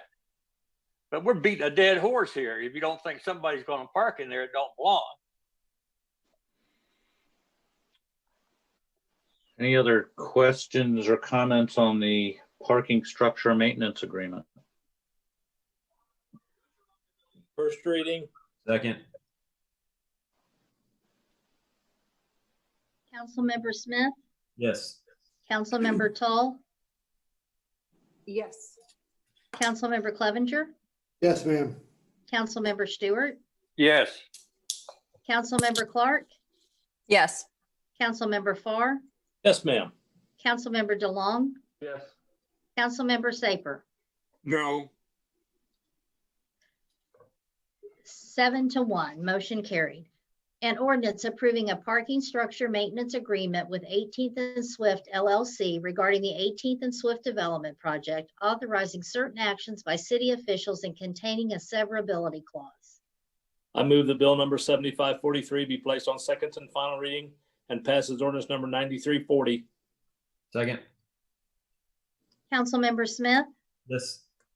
Councilmember Tull, No. Councilmember Clevenger, Yes, ma'am. Councilmember Stewart, Yes. Councilmember Clark, Yes. Councilmember Farr, Yes, ma'am. Councilmember DeLong, Yes. Councilmember Saper. No. 6-2, motion carries. An ordinance approving a parking structure maintenance agreement with 18th and Swift LLC regarding the 18th and Swift development project, authorizing certain actions by city officials and containing a severability clause. Number 19, final condominium plat, 18th and Swift, bill number 7539, ordinance number 9336. Thank you. I'll call on Ms. Copeland. The final plat before you concerns this property at the southwest corner of 18th Avenue and Swift Street. It's currently owned by the city. This is the drawing showing how the parcel will be divided among various units. The Planning Commission reviewed and held a public hearing for this preliminary plat at its May 7th, 2020 meeting. And then after approval of the preliminary plat, also reviewed the final plat. The Planning Commission unanimously recommended approval of the final plat with 2 conditions. The first condition is that the plat shall not be recorded without the declaration of condominium, which will be the next item on your agenda. The second condition is that the replat of the condominium plat will include an access easement across units 1 and 2, which will be the 2 units that will be owned by the city. It will provide access to unit 6, which will be the private parking. This condominium plat is really dividing this parcel into 3 dimensions. So a replat will be necessary once the construction has reached the point that we can accurately describe everything above the ground floor in that 3rd dimension. And at that point, we will more accurately describe that access easement. Council can approve with conditions, or deny this application. I would be happy to answer any questions you might have.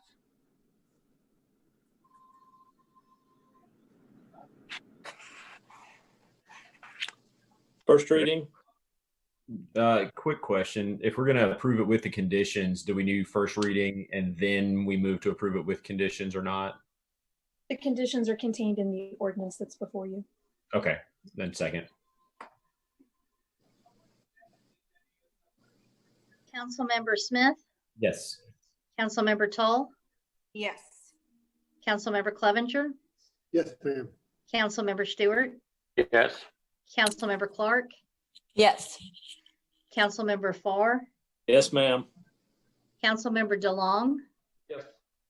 Councilmember Saper. No. 7-1, motion carried. An ordinance approving the final condominium plat of 18th and Swift in the city of North Kansas City, Missouri. I move that bill number 7539 be placed on second and final reading and passes ordinance number 9336. Second. Councilmember Smith, Yes. Councilmember Tull, Yes. Councilmember Clevenger, Yes, ma'am. Councilmember Stewart, Yes. Councilmember Clark, Yes. Councilmember Farr, Yes, ma'am. Councilmember DeLong, Yes. Councilmember Saper. No. 7-1, motion carried. An ordinance approving the final condominium plat of 18th and Swift in the city of North Kansas City, Missouri. Item 20, Declaration of Condominium, 18th and Swift, Bill number 7540, ordinance number 9337. Thank you. I'll call on Ms. Copeland. State law establishes the minimum contents that are necessary for a declaration of condominium, and the declaration of condominium is a required part of creating a condominium unit. So this is a necessary component to the drawing that you just approved. The declaration of condominium is going to divide this parcel into 6 total units. Unit 1 will be our ground floor public parking, and Unit 2 will be the amount of public parking that goes up the ramp to the 2nd floor. Unit 3 is the retail unit that will be located on the ground floor adjacent to Swift. Unit 4 is all of the common areas. So there's green space on the south and west sides of the building, the elevator lobby, the mail lounge, the leasing office, and maintenance and utility areas. And then eventually there will be a Unit 5, all of the apartments, and Unit 6, which will be the private parking. If you really look through the drawing, only the first 4 units are really drawn out because, again, Units 5 and 6 are above that ground floor, and so we can't accurately describe them until the construction has reached a certain point that we can say, yes, the floor number 2 is at this height above the ground level, et cetera, et cetera. So the condominium declaration establishes all these units and establishes that some of them will be established further in the future. It defines the percentage of ownership interest that each owner of the other units will have in the common elements. So the city, because we will own 2 units, will own 33.34% of the interest in the common elements. But Exhibit D to the declaration states that the owners of the residential unit and the retail unit will be responsible for costs to maintain the common elements. The city won't have any liability for those areas. The declaration also establishes a condominium association that will manage the common areas. We will have representation on the condominium association's board of directors as an owner of 2 units. It grants temporary construction easements across the city's units for the purposes of constructing the building and parking garage. And as the current owner of the property, we are named as the declarant for this declaration of condominium. After the recording of this declaration and the final condominium plat, we will be able to transfer units 3 and 4 to separate ownership by the developer. And just to reiterate, we are expecting that there will be a future replat of this condominium plat to establish units 5 and 6 and to describe them accurately in 3 dimensions. So please don't be surprised at a certain point in the future when you see a replat for this condominium come before you for approval. I would be happy to answer any questions you might have. Councilmember Smith. What percentage, I'm sorry if I missed it, what percentage of the board of directors do we represent as a city? I believe that we will have 2 members. I think that it's 1 per unit. Okay, and how many? There would be 6 units, and we would have 2 of 6. I believe that that is correct, but I don't know if the developer or outside legal counsel wants to jump in. I would have to scroll through the document to find that section. Mr. Sparks or Mr. Boberly, do you know offhand? This is Mark Moberly. I don't offhand. I am scrolling through the document. It's been a lot of edits ago, but I probably can find it here pretty quick.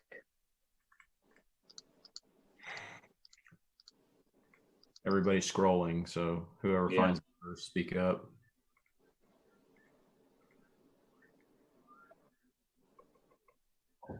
And while we're scrolling as a follow-up, it seems like it would take 50% ownership to make a decision, 50% agreement. So if my question, Genesis, is if we hold 2 seats and the developer holds 4, we don't have enough cards at the table to make any sort of decision. This is Steve Sparks, Councilman. You're right, except that our unit is not unaccessible, so we can't be charged, which means we really have control because we can veto any charge to us, can increase costs to us, etc. And we understood that. We own 1/6 of the units. They're all, it's 1 vote per 6 units, so it's 16.67% is our ownership. You own 2 units. 2 units. Oh, right. Yeah, sorry. You're right. Wrong. I was wrong. I did not follow you on what you said there about, so we own less than 50%. Most often it requires 50% for any sort of decision-making authority. How does that affect our situation?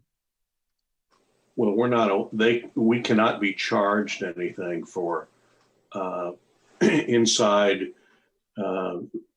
There's no ability to assess costs to our unit. Either of our units?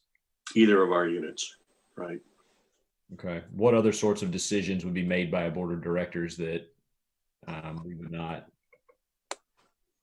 that could affect us? Let me find the section.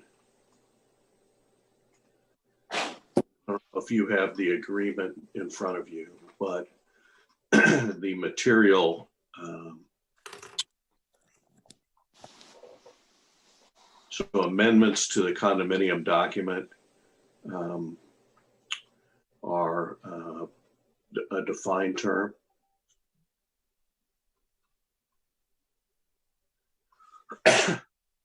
And I don't believe those can be made without our approval.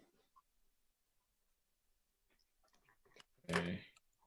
As you wend your way through the document. Yeah, I'm trying to use Control F and search for terms.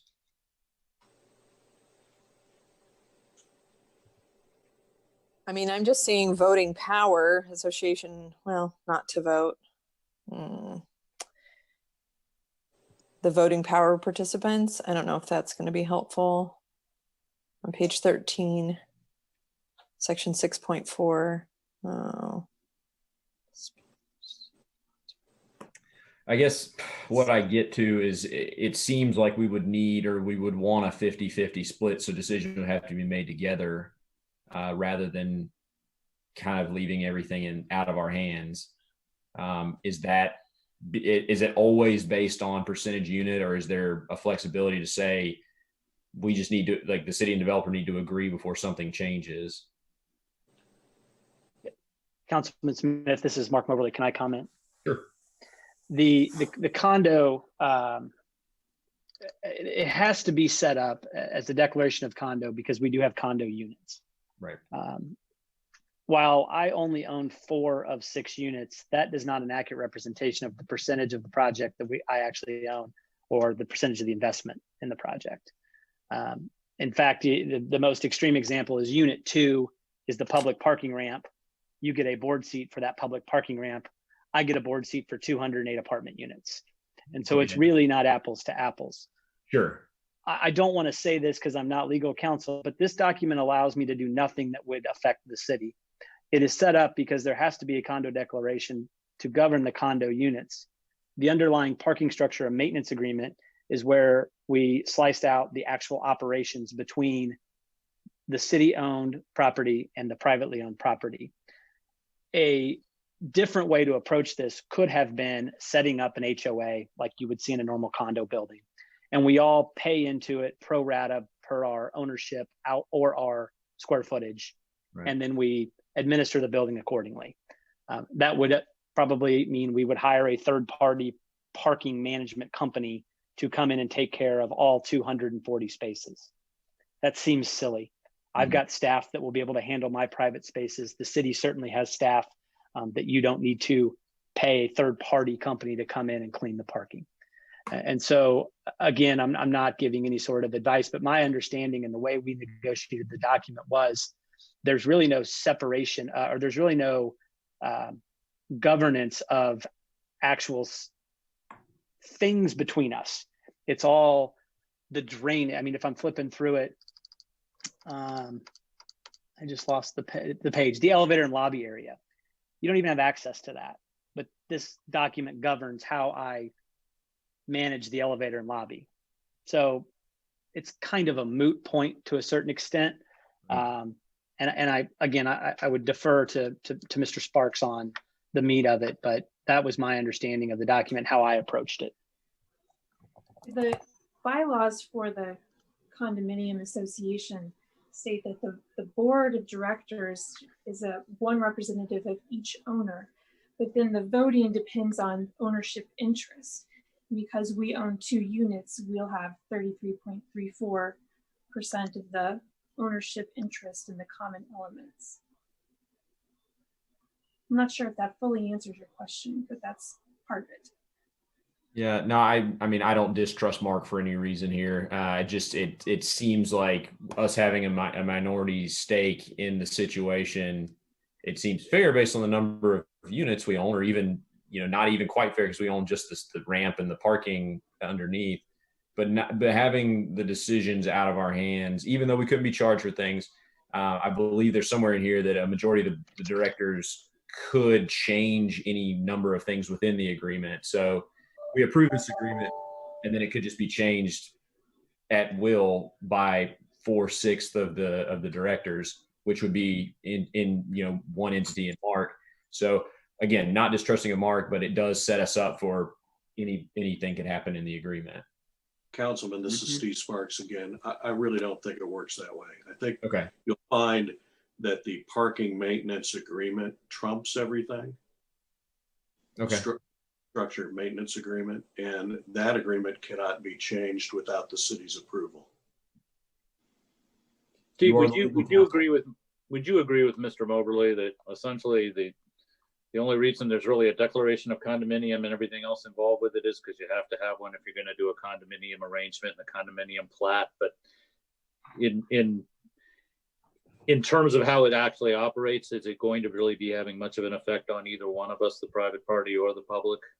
I think that's Mr. Mobley's characterization is a fair characterization of how it works. That answers my question. Any other questions or comments about the declaration of condominium?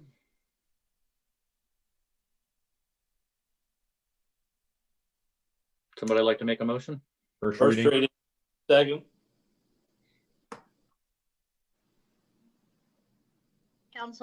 Councilmember Smith, Yes. Councilmember Tull, Yes. Councilmember Clevenger, Yes, ma'am.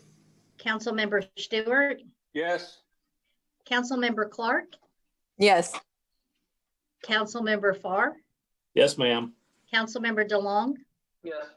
Councilmember Saper. No. 7-1, motion carried. An ordinance approving the declaration of condominium for 18th and Swift in the city of North Kansas City, Missouri. I move that bill number 7540 be placed on second and final reading and passes ordinance number 9337. Second. Councilmember Smith, Yes. Councilmember Tull, Yes. Councilmember Clevenger, Yes, ma'am.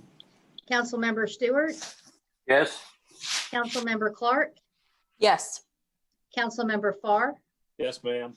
Councilmember DeLong, Yes. Councilmember Saper. No. 7-1, motion carried. An ordinance approving the declaration of condominium for 18th and Swift in the city of North Kansas City, Missouri. Number 21, approval of 18th and Swift CID petition, public hearing, bill number 7542, ordinance number 9339. Thank you. This is a public hearing, as City Clerk noted. If I could ask our financial advisor, Matt Webster, to make a report, and then I'll ask the mayor to open the public hearing. Matt? Good evening again, council members and guests. So we've talked about this briefly before in the context of the development agreement, but I'll just give a complete review for the record. Back in February, the developer came to the city seeking help with what we defined as atypical infrastructure costs, which included the relocation of electrical gear, equipment, relocation of power lines, other sort of extraordinary costs, and asked that the city make some changes to the incentive package, not to grant more money to the developer, but to essentially lend the developer funds. And when we looked at this, we said, this is something we'll consider. We brought it to you, and you ultimately approved the CID as part of the amendment to the development agreement back in February. And again, just to refresh your memories, what we agreed to do in the development agreement was to provide an additional $750,000 in city assistance to be paid back with interest to the city over a term of years. So you're essentially lending the developer money for specified costs of the development, but in return for that loan, they are repaying plus interest.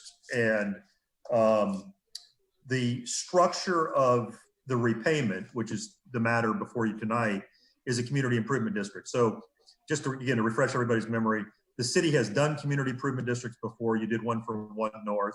That involved a sales tax. This is a community improvement district that involves a special assessment. And in my line of work, financial structuring related to real estate, the very best security for the repayment of a loan is a special assessment. It's recorded with the property, can't be discharged through bankruptcy. If the ownership of the property changes, the special assessment goes with it. For the first 15 years, there is a nominal payment of $50 per apartment per year. And then for years 16 through 25, there is a payment not to exceed $1,041 per apartment per year. This is the, again, responsibility of the developer. And at the end of the term of years, 25 years in this case, the $750,000 has been repaid plus interest at 5.5%. So really this whole proceeding is to memorialize the security for the loan. And unlike the condominium declaration, the board of the CID, which is the next matter on the agenda, is controlled by the city and the mayor. And I believe all the appointments are related to the city. So there is not a way for the developer to change any of this in any way that might prejudice your transaction or impair your security. So this is an area where I do a lot of work. It's also an area where Steve Sparks has done a lot of work. We've carefully been through this. There is a structure, and the public hearing is to step through the statutory requirements, which Steve can talk more about. But I wanted to explain what the business deal was and to answer any questions that any of you might have about that business deal.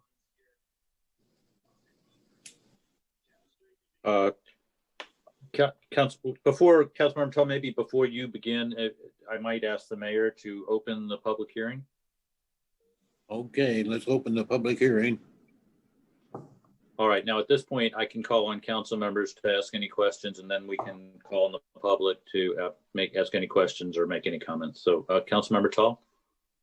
Yeah, it says in the write-up that we had that the $750,000 is an additional contribution for parking and public infrastructure, which I am in support of this project, and parking isn't usually a hang-up for me. Again, the problem that I have is I know that people are going to park where they're not supposed to park, but we've added more apartments since the last time this was discussed, and we removed a level of structured parking.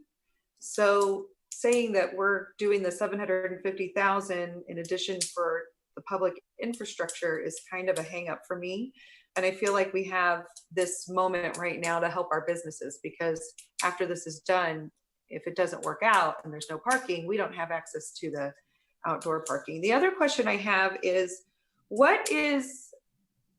would it be $50? You said a nominal fee per apartment for the first 15 years. And then after they've aged, it jumps up quite a bit.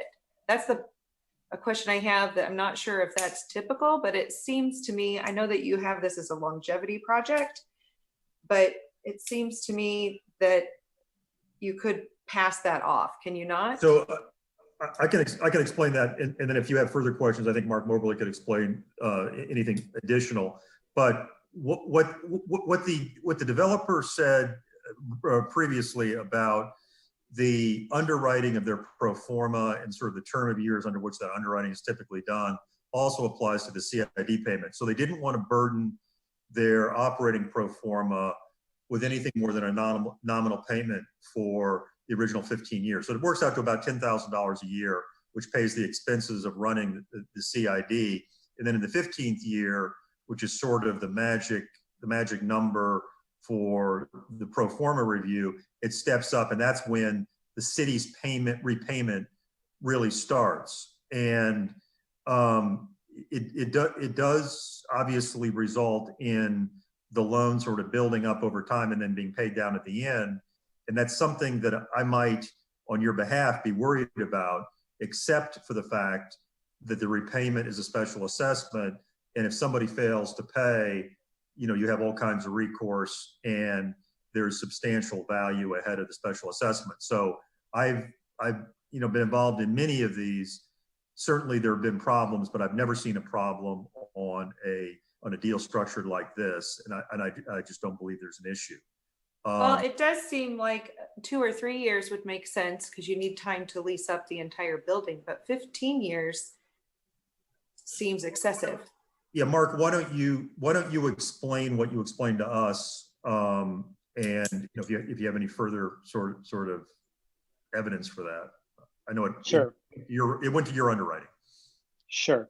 And I'll try to be, thank you. And I'll try to be a little bit more clear on this than I was on the first agenda item. The RFP offered a 95% property tax abatement for 25 years. That meant the pilot schedule of $20,000 to $25,000 annually would have ran out the full 25 years. It still does. So we would still pay a pilot payment of around $25,000 a year in total for 25 years. That was what the original development, that's what the RFP outlined, and that's what the development agreement stated. As we went out and solicited investors and lenders, they looked, and by the way, that 25-year 95% abatement was to offset project costs. And it was outlined specifically as parking and project costs. It wasn't just identified as parking costs. It was part of the overall incentive package for the project per the RFP. Are you talking about the CID or the pilot? You're talking about the CID, right? No, I'm not talking about the CID right now. Just the property tax abatement that was offered in the RFP. And so as we were awarded the project, put the development budget together and solicited equity and financing, they looked at the cost, which the cost of the parking was what we anticipated. It actually had gone up. The project cost had gone up.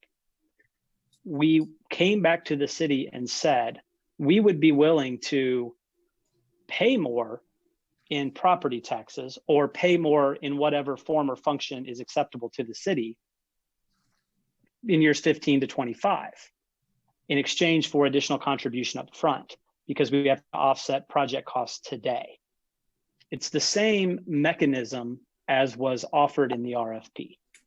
It's just a restructuring of it because we are still paying the city back for the $750,000 of additional equity being contributed during construction.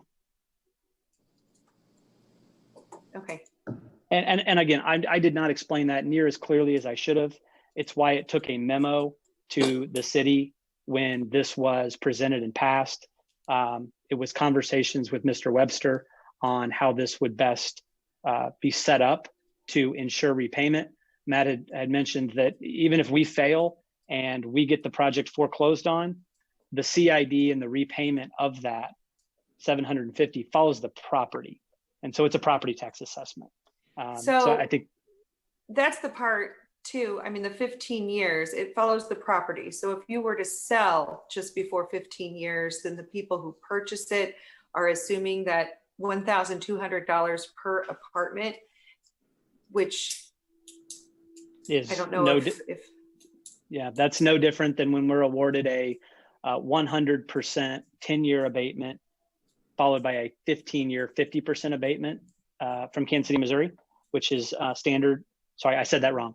15-year 100% followed by 10-year 50% abatement in Kansas City, Missouri from the PIEA.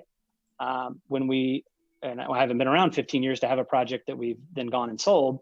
But when you do, it's very obvious to the buyer that CID payment of $50 or whatever it might be increases. I mean, that's follows title.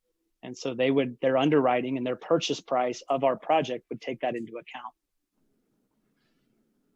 And we're prepared for that. Anything else before we open the public hearing to public comments? Councilmember DeLong and then Councilmember Smith. So what did you, I'm sorry, what did you say was accounted for in the RFP related to the CID? Councilmember DeLong, Matt Webster again. So the CID was not part of the RFP process. This was something that came up at the very beginning of the year, actually December of last year, and then was approved by the council in February. Just to clarify the record, the developer was clear in their memorandum, their original memorandum to the city, that $600,000 of this was for the public parking. So there hasn't been any reduction in the public parking, from January to now. And the $150,000 was for the atypical infrastructure cost, the total being $750,000. And the reason the $600,000 relates to public parking is because when they began to estimate the cost of the public parking, by that time, those costs had gone up. And that's where they were looking for some relief, and the CID structure was the way to move things forward. So it wasn't in the RFP in some way that we are paying cash to get the construction off the ground. No, I mean that wasn't laid out in the RFP, and it No, was laid like that. Yeah, this was a later addition, specifically brought to the city at the latter part of 2019, and then fully vetted by the staff January, February, and then ultimately brought to the council as part of an amendment in February of 2020, which was resulted in all the CID documents being added to the development agreement. It's just that from then until now, this is sort of the final action to approve the template that you previously agreed to. And I believe if I recall correctly, I think I voted yes on this last time, although I wasn't really in strong favor of it. But I think tonight, the more I sat on it, I'm really in less favor of the way this is structured. So the way I see it, we're loaning $750,000 to the developer now, and essentially over time it's going to be repaid by North Kansas City residents. Yes, the money will come directly from 18th and Swift LLC or whatever the actual name is, but all their revenue is coming from tenants, which are NKC residents. So I'll let Mark have some follow-on remarks, but I would just tell you as sort of a matter of fact related to apartments, there is a market for apartments and there is a rent that the market will bear. So, you don't just get to raise your rent, by $1,000 per unit per year and just pass it on, because then all your tenants might move out. So I guess my fault to that would be that all the revenue though from this LLC that's going to own this is coming from rent. No. Right. Okay. So I mean, ultimately, it will be borne by the residents at some point. If I might, Matt, that's incorrect. Yeah, this is Mark Moberly. That's incorrect. We can't just arbitrarily increase rents because our expenses go up. We can certainly try. That means people will move out. If this was a condo building where an HOA was in place, and I live in one downtown, when the property insurance goes up, my HOA goes up, and the majority of the HOA has to approve that, or we don't have insurance. And then I live in an uninsured building and I don't have a mortgage. That's not how for rent apartments work. What actually happens is we will try to get the maximum rent we can, which is our business model. If the expenses go up and we can't increase rent, our returns go down. What I had offered on January 15th with this memo was we are able to secure our capital stack with this revised structure, and we are prepared to accept a lower return profile starting in year 15. And as Councilwoman Tall mentioned, if we decide to sell it in year 14, then our sales price will be lower than it would have been originally, because the people that will be buying from us we'll be underwriting a higher operating expense profile going forward, and therefore our purchase proceeds will go down. And so we're prepared to accept a lower return in year 15 or a lower sales price because of the increased expenses, because it allows us to secure our financing and our equity today. And what I would just offer one other piece. My understanding was this was approved as a structure, and certainly there are two things before you tonight. In order to close this transaction in the next 30 to 45 days, I've already got loan approval. I've already got equity committed. I'm circulating loan documents. If a piece of the incentive package this materially changes, I have to press pause. And so that was going to be my next question for, I guess, probably be tackled by several people here. What would a no vote mean here? Well, just, in this case, what's before you in this item is to set up the community improvement district, which is the means of the city recovering the amount that it's already committed to in the development agreement to, provide to the developer. So this is really about the city recovering its money. So if the city council did not approve the community improvement district petition and didn't set up the community improvement district, then we wouldn't have the mechanism for recovering the funds that we've committed to. Okay, providing. so I kind of screwed myself in the corner here with my previous vote. Okay, perfect. Thank you. I'm sorry, who was next to be recognized? Was there somebody else before we open that? Councilmember Smith? Yeah, so that's a lot of numbers to say that there's no free lunch. The money we're sending them will come back to us, whether the project goes to hell and we have to foreclose and sell it off by parts. We're going to get our 750 out of 47 million. We're going to get that back. And then in year 15, as Mark mentioned, if they sell this thing, they're going to have to face down that there's going to be an extra $1,200 per unit per year cost. So it's underwritten based on cash flow and a cap rate. That market price goes down substantially based on those numbers. So it's not residents paying the cost. Mark's going to get a lower sale price for his building, and then the next person is going to have more money coming in to then repay. So that's how it flows. It's not a condo association where they just jack up the rate on the people living there, on our constituents. So it's just not how it functions. So I understand the need to get the cash flow down the expenses down in years 1 through 15 to get the equity partners on. This all makes good sense. I think it's a savvy financial transaction, and hey, we earn 5.5% on it. So it's not like we're free giving money away. My question, and this is deeper into the agreement, I just noticed that governance of the district, and somebody help me out with this. It's page 8 of the petition. So 14 overall in the document, section V, board of directors, and then the qualifications. We've got 5 directors listed, and I'm not certain how they, other than Mayor Stilo, how they meet the owner or business owner operator requirements to be board directors. So Sparks? Yeah, I'd like Steve Sparks to address that. That is something that we talked about, and I think it's through virtue of our condominium ownership gives us that. Okay, so the operators, the city's the operator, making Eric, Tom, Kim, and Sarah all business operators. Steve Sparks, correct, Councilman. Okay, I wanted to make sure we were doing this by the letter of the law, so we didn't end up having a document that wasn't going to work. But thank you. Anything else before the mayor opens it up for any public comment? All right, Mayor, you're on mute. Okay, we got any more public comments? At this time, if you're an online participant and you'd like to make a public comment, please use the raise hand feature on Zoom or hit *9 if you are calling in by phone.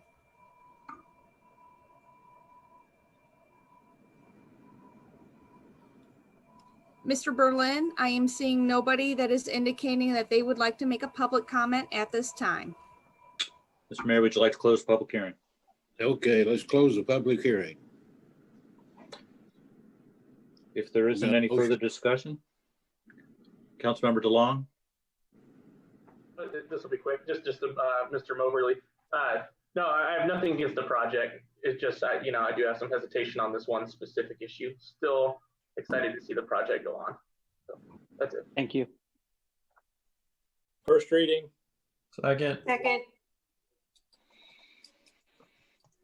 Councilmember Smith, Yes. Councilmember Tull, Yes. Councilmember Clevenger, Yes, ma'am. Councilmember Stewart, Yes. Councilmember Clark, Yes.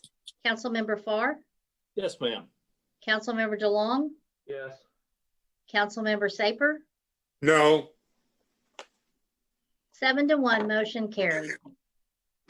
An ordinance approving a petition for the establishment and creation of a community improvement district, establishing the 18th and Swift Community Improvement District as a political subdivision of the state of Missouri, authorizing the execution of documents and directing the city clerk to notify the Missouri Department of Economic Development of the creation of this district.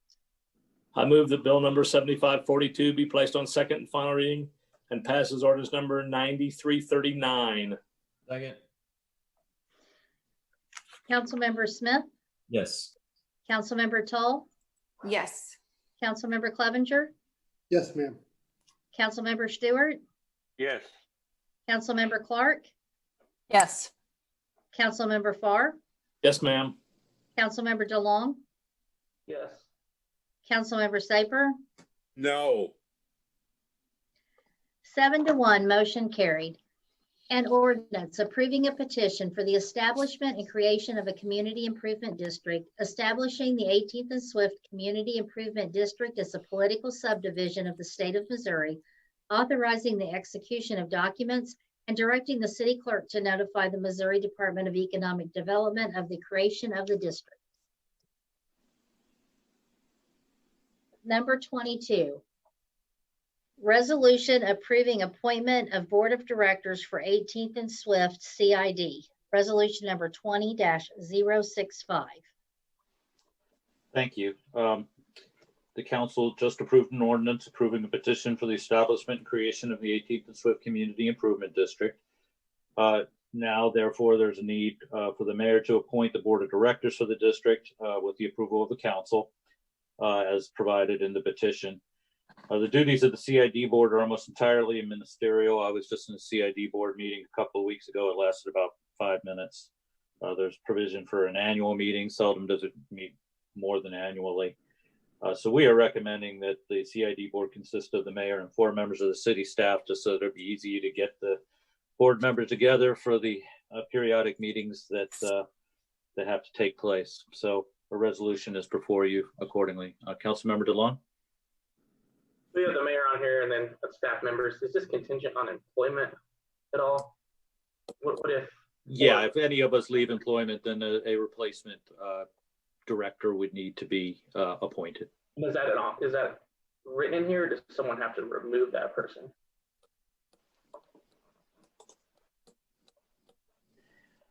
I think we're making an appointment, so I guess my question is, what would be the action to get someone off the board, say they were no longer employed here? Councilman Steve Sparks, Brian Cave. To be a director, you have to be an owner of property or an owner's representative. And the city, being the owner, would designate a different representative to sit on the board if someone were to leave the city's employ. So we would take some action at the city at that time. Perfect. Thank you. Any other questions? Move to approve. Second. Councilmember Smith, Yes. Councilmember Tull, Yes. Councilmember Clevenger, Yes, ma'am. Councilmember Stewart, Yes. Councilmember Clark, Yes. Councilmember Farr, Yes, ma'am. Councilmember DeLong, Councilmember Saper. No. 7-1, motion carried. Item 23, parking license agreement with Store Safe 4, bill number 7545, ordinance number 9342. Thank you. I'll call on the Assistant City Administrator, Kim Nakahota.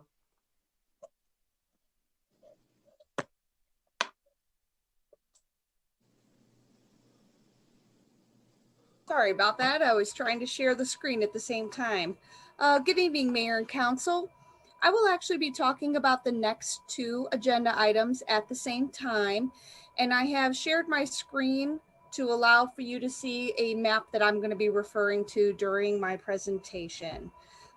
So the 18th and Swift Apartments project is expected to begin construction in October or November of 2020. And the construction timeline is expected to be 18 to 24 months.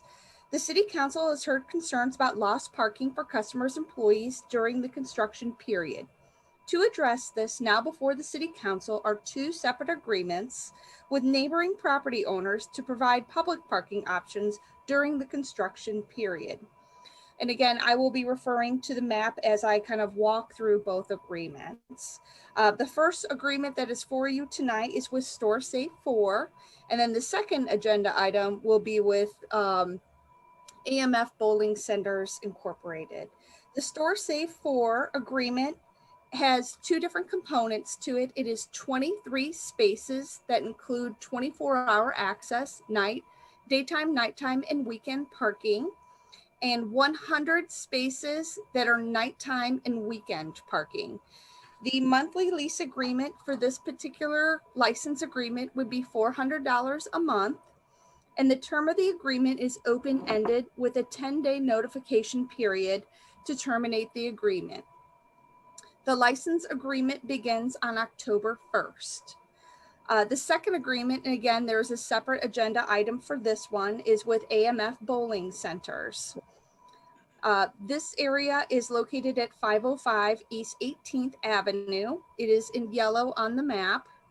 And the main points of this agreement are approximately 192 spaces, which is daytime, nighttime, and weekend parking, or 24 hours.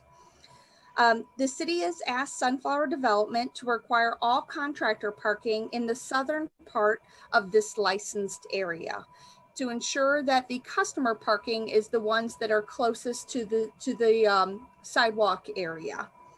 The monthly license agreement price is $1,500 a month.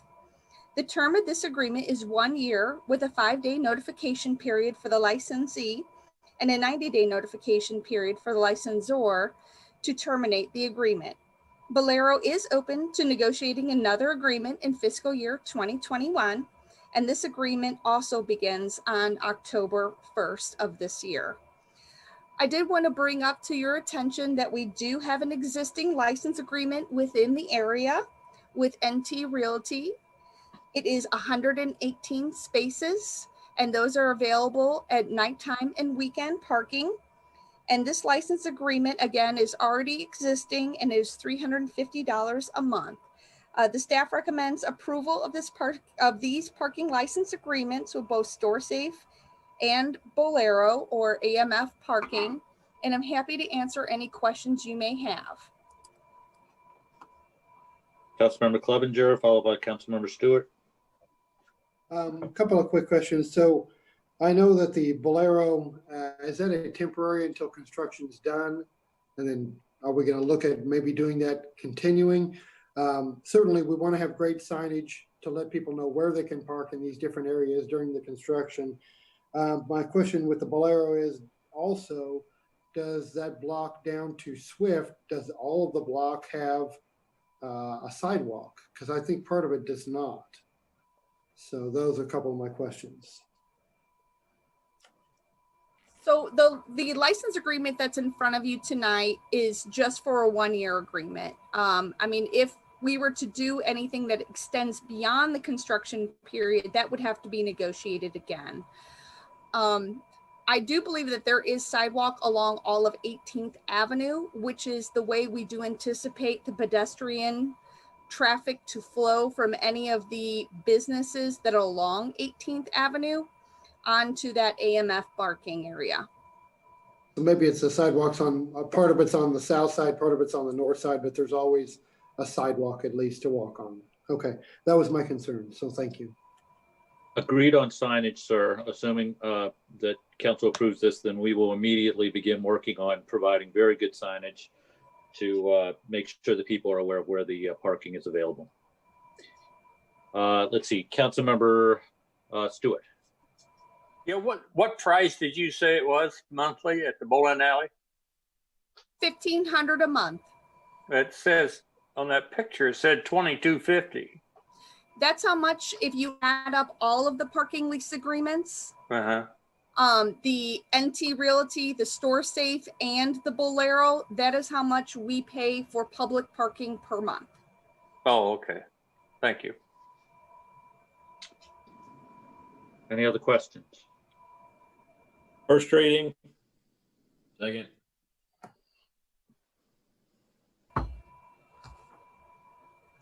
Councilmember Smith, Yes. Councilmember Tull, Yes.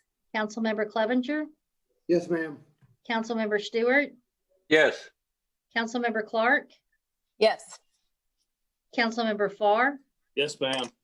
Councilmember DeLong, Yes. Councilmember Saper. No. 7-1, motion carried.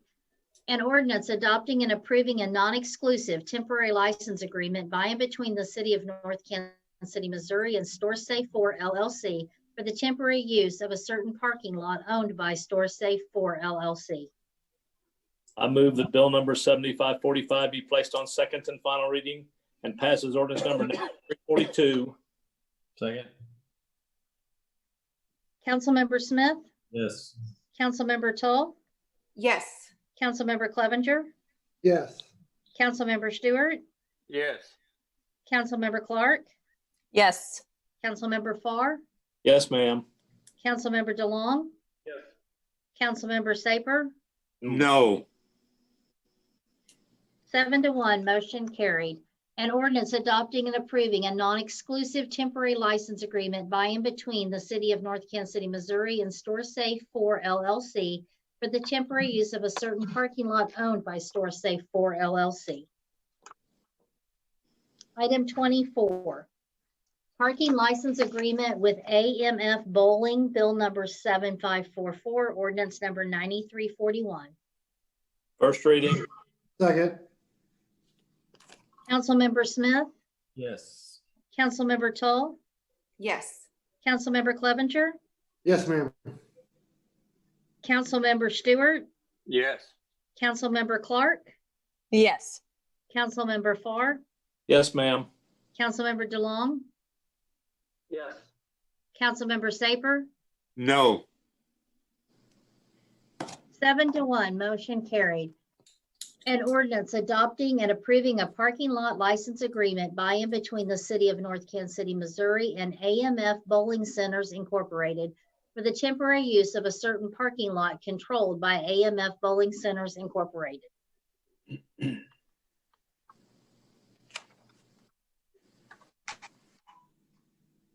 We just need to do the second reading on this one. Oh, I'm sorry. I move that bill number 7541 be placed on, oh, pardon me.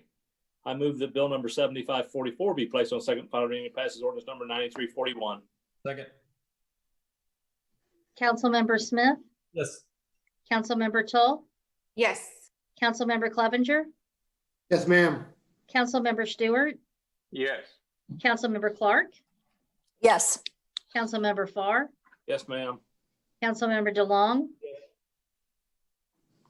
Councilmember Saper. No. 7-1, motion carried. An ordinance adopting and approving a parking lot license agreement by and between the City of North Kansas City, Missouri and AMF Bowling Centers Incorporated for the temporary use of a certain parking lot controlled by AMF Bowling Centers Incorporated. Number 25, award of contract, water treatment plant and well field improvements, bill number 7541, ordinance number 9338. Thank you. I'll call on the Public Works Director, Pat Halver. Thank you. On August 6th, 5 bids for construction of improvements to the water treatment plant were submitted and opened publicly. The bids range from $13,754,251 to $16,300,000. The city's project engineers, Burns and McDonald, reviewed each contractor's bid submittals, including their listed subcontractors, suppliers, manufacturers, and their experience, references, and their bid pricing. Following the review, the bid submitted by Mega KC Corporation was deemed to be the lowest and best bid. The scope of work for this project includes a new electrical system, mechanical upgrades, a new HVAC system, rehabilitation of the supply wells, structural modifications, upgrades to a hydraulic bottleneck, replacement of corroded equipment, replacement of leaky valves, and modernization of plant controls. Also included are renovations to improve the laboratory, offices, and restrooms. These improvements will extend the useful life of the facility for more than 40 years.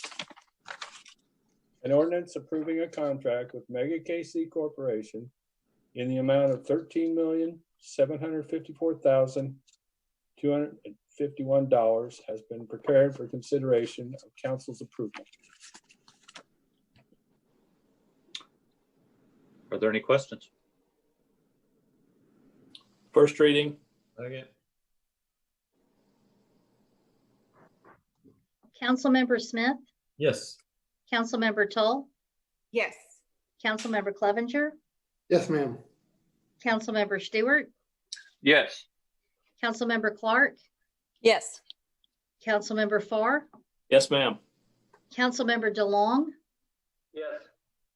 Councilmember Saper. Yes. 8-0, motion carried. An ordinance approving contract services agreement for water treatment plant and well field improvements project, together with all supporting documentation with Mega KC Corporation, granting the mayor authority to approve payment of contingencies to a specified amount, authorizing certain actions by city officials, and containing a severability clause.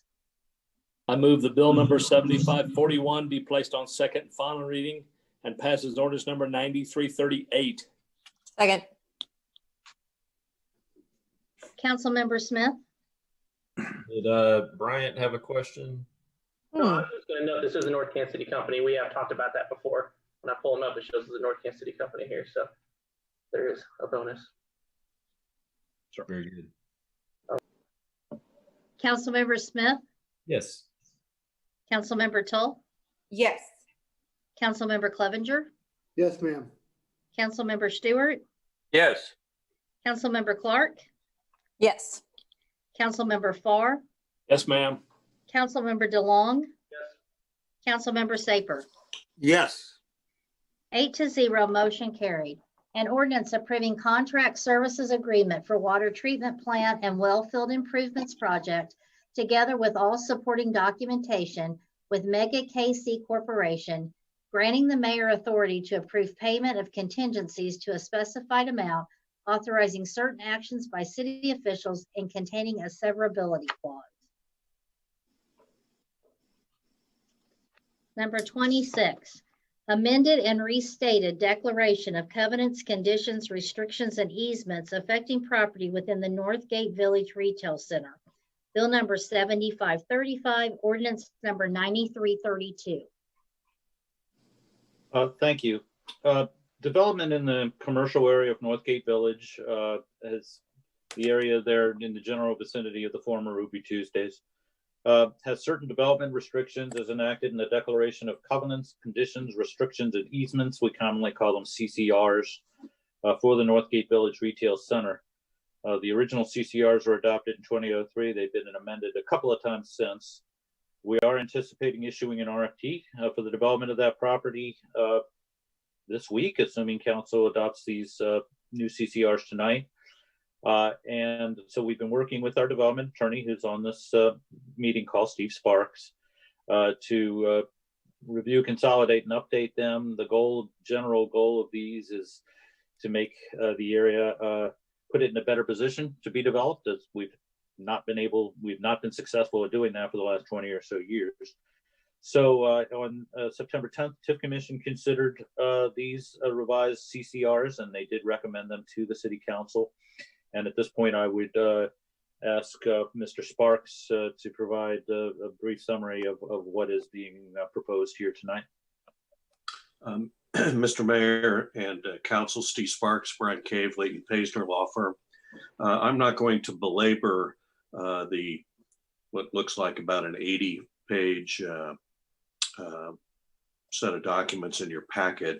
But the idea here was to substantially clean up all of the 2003 era vintage document that's of record, to make it easier for a developer to develop this site in light of the fact that the city owns 2 of the 3 lots, and to keep pace with city code and guidelines, which really are now the defining instrument, as opposed to trying to incorporate all those things in these covenants that restrict the property. I'm happy to answer any questions. I know that Ms. Copeland also has spent considerable time on these revisions, and I'm guessing she'd be happy to answer any questions as well. Are there any questions? First reading. Second.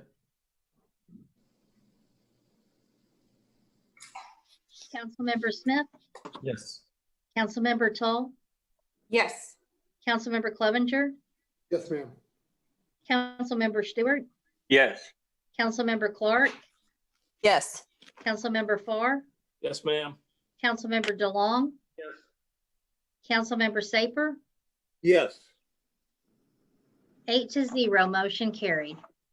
An ordinance approving the amended and restated declaration of covenants, conditions, restrictions, and easements affecting property within the Northgate Village Retail Center relating to the Northgate Village Tax Increment Financing Plan, making findings with respect thereto, authorizing certain actions by city officials, and containing a severability clause.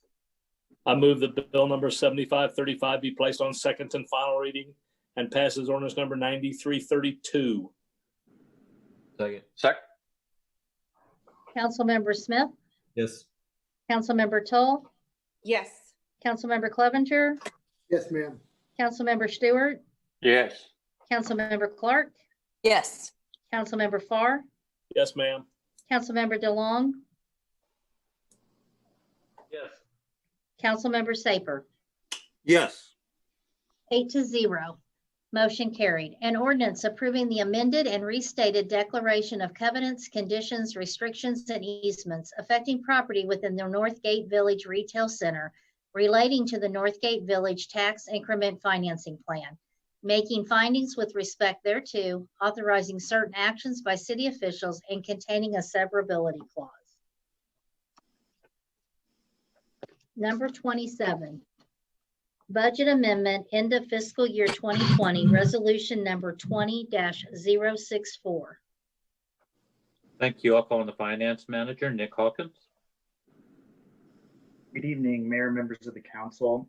So each year at the end of the year in September, the city presents a number of amendments in certain funds that look to go over or possibly go over their adjusted budget amount. This year, we are proposing 2 amendments. The first is to the COVID-19 Grants and Disbursements Fund for a total of $75,000. This covers the Northland Assistance Center assistance that was passed at the earlier council meeting in September, as well as just regular purchases that we've seen through COVID expenses throughout the year, and would cover July, August, and September P-card purchases. The second is an item that we talked about in the budget, and that is for the Water Pollution Control Fund. This is primarily related to projected overage and sewer charges to KCMO. Part of that will be covered by revenue because it is based on usage, which has gone up throughout the year, causing it to go, we believe, to go over budget. Happy to answer any questions. Councilmember DeLong. Just want to thank you guys for sending the sales tax report so far. I think it helps paint kind of a picture of what's going on. So appreciate it. Thank you. Certainly. Any other questions? Move to approve. Second. Councilmember Smith, Yes. Councilmember Toll, Yes. Councilmember Clevenger, Yes, ma'am. Councilmember Stewart, Yes. Councilmember Clark, Yes. Councilmember Farr, Yes, ma'am. Councilmember DeLong, Yes. Councilmember Saper. Yes. 8-0, motion carried. Number 28, North Kansas City Business Council Annual Services Contract, Resolution number 20-060. Thank you. I'll call on Assistant City Administrator Nakahota. Good evening, Mayor and Council. The City Council has stated a goal of growing economic activity by supporting the North Kansas City businesses through a contract for services with the North Kansas City Business Council. Through this contract, the City of North Kansas City will provide the North Kansas City Business Council with $30,000 in funding, which is the same amount as last year for services related to this agreement. Staff recommends approval of the service contract for the period of October 1st, 2020 to September 30th, 2021. Attached with your memo shows the contract to services, and I'm happy to answer any questions you may have. Are there any questions? Move to approve. Second. Councilmember Smith, Yes. Councilmember Tull, Yes. Councilmember Clevenger, Yes, ma'am. Councilmember Stewart, Yes. Councilmember Clark, Yes. Councilmember Farr, Yes, ma'am. Councilmember DeLong, Yes. Councilmember Saper. Yes. 8-0, motion carried. Number 29, hiring outside legal counsel regarding legal matters, resolution number 20-061. Thank you. I'll call on the City Councilor, Tom Barzee. Good evening, Mr. Mayor, members of the City Council. Before you this evening is a resolution, and it's based upon some damages to the tune of $176,516.89 to the city's forced sewer main on December 17th of 2019. I have been working specifically with providing all the information being requested by Gallagher Bassett, the agent acting for and in behalf of the insurance carrier for the party alleged to have caused the damage. We provided them all of the information, including a detailed multi-page analysis of the damages with photographs, etc. That was provided to them the latter part of August. Gallagher Bassett's representative got back to me and asked for an additional 30 days. I don't want to waste any more time if we don't get anything between now and the next council meeting. And I'd like to be able to bring Mr. Hallquist on board, who has represented the city. He's a former partner of the Hush Blackwell, and before that, Blackwell Sanders law firm. He's an excellent lawyer. I'll be candid with you. He actually provides advice, backup to me on a number of occasions, and candidly doesn't even charge me. But if we have to move to litigation, that's certainly a separate matter and would be separate. I'd like, I don't want these people to just keep moving this the date back and back and back. And I'd like to be prepared to be able to go ahead and have a lawsuit filed in the event we don't get this resolved. As you can see, like I said, it's in excess of $175,000, which is quite a bit of money. I might add, Mr. Hallquist is still representing the city on the Hillside litigation that has been delayed through absolutely no fault of his over the last several years, through bankruptcies, through changes in legal counsel on the other side, et cetera.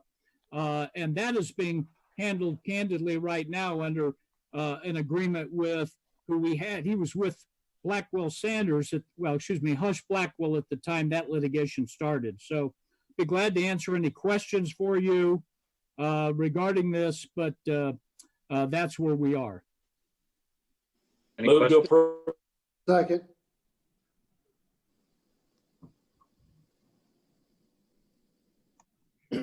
Councilmember Smith, Yes. Councilmember Tull, Yes. Councilmember Clevenger, Yes, ma'am. Councilmember Stewart, Yes. Councilmember Clark, Yes. Councilmember Farr, Yes, ma'am. Councilmember DeLong, Councilmember Saper. Yes. 8-0, motion carried. Number 30, approving accounts due and payable by the city through September 11th, 2020. Bill number 7546, ordinance number 9343. First reading. Second. Councilmember Smith, Yes. Councilmember Tull, Yes. Councilmember Clevenger, Yes, ma'am. Councilmember Stewart, Yes. Councilmember Clark, Yes. Councilmember Farr, Yes, ma'am. Councilmember DeLong, Yes. Councilmember Saper. Yes. 8-0, motion carried. An ordinance authorizing payment for certain accounts due and payable by the city through September 11th, 2020. I move that bill number 7546 be placed on second and final reading and passes ordinance number 9343. Second. Councilmember Smith, Yes. Councilmember Tull, Yes. Councilmember Clevenger, Yes, ma'am. Councilmember Stewart, Yes. Councilmember Clark, Yes. Councilmember Farr, Yes, ma'am. Councilmember DeLong, Yes. Councilmember Saper. Yes. 8-0, motion carried. An ordinance authorizing payment for certain accounts due and payable by the city through September 11th, 2020. Thank you. Next item is staff comments. We have a number of reports that were in your packet. If you have any questions, we'd be happy to try to answer them. And at this point, I'd like to call on the Assistant City Administrator, Kim Nakahoto, for a couple of updates. Good evening, Mayor and Council. I'd like to update you on 2 projects. I'm not sure if you've had a chance to go check out the new public art mural at 16th and Swift, done by Alex Eichhoff, who goes by the street name of Eichhoff, named The Wave, but he is projected to complete that mural this week, and the city will take possession this week. He just has a few more punch items that he needs to finish before we take possession. So I encourage you, if you have not had the chance to go take a look at that, please do so. Will there Also, be a ribbon cutting or anything, Kim? I'm sorry, what? Will there be any kind of ribbon cutting or ceremony for it? So that is something that we are trying to kind of figure out in our new normal, how we do that.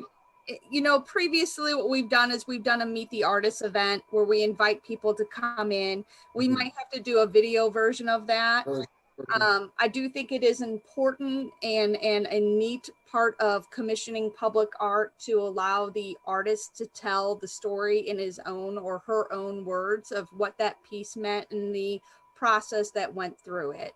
So that is something that Alex and I have talked about. Again, we're trying to be mindful in our COVID response right now to not encourage large gatherings. So it is something that I do think that we're going to have to kind of put on our creativity cap to allow for that story to be captured. And then one other thing, the city has received another parklet license agreement. Mindy Hart with Expressive submitted a parklet license today. We do anticipate that that parklet may be installed by the end of the week. That parklet would be installed on Fayette and it would run the length of her building. It would only be about 8 foot deep, which would capture the public parking that is on-street public parking that is located adjacent to her building right now. We did have both the police chief and the fire chief meet us out on location to give us direction on how they would like to see that parklet to be constructed. There are a few more administrative things and some paperwork that needs to be complete before we can install that, but we could look at possibly installing that this week. Happy to answer any questions you may have for either of the projects. Thank you, Kim. That concludes staff comments. Next item is council member comments, beginning with Council Member Smith. The mural looks fantastic. Thanks for spearheading that, Kim. Mr. Eichhoff, you did a wonderful job. And the trash can memo in the newsletter Well done. The green checkies and the red X's seems to have been fairly effective because I didn't trip over any on a walk. So very good. Thank you for that. That's all for me. Councilmember Tull. I just wanted to say that I really do support and look forward to seeing the project at 18th and Swift. I just had some questions about the details, but I'm excited to see that and happy that they're going to get started soon. Councilmember Clevenger. A couple of quick things, keep it short. I want to thank Carl for his service on the TIF Commission.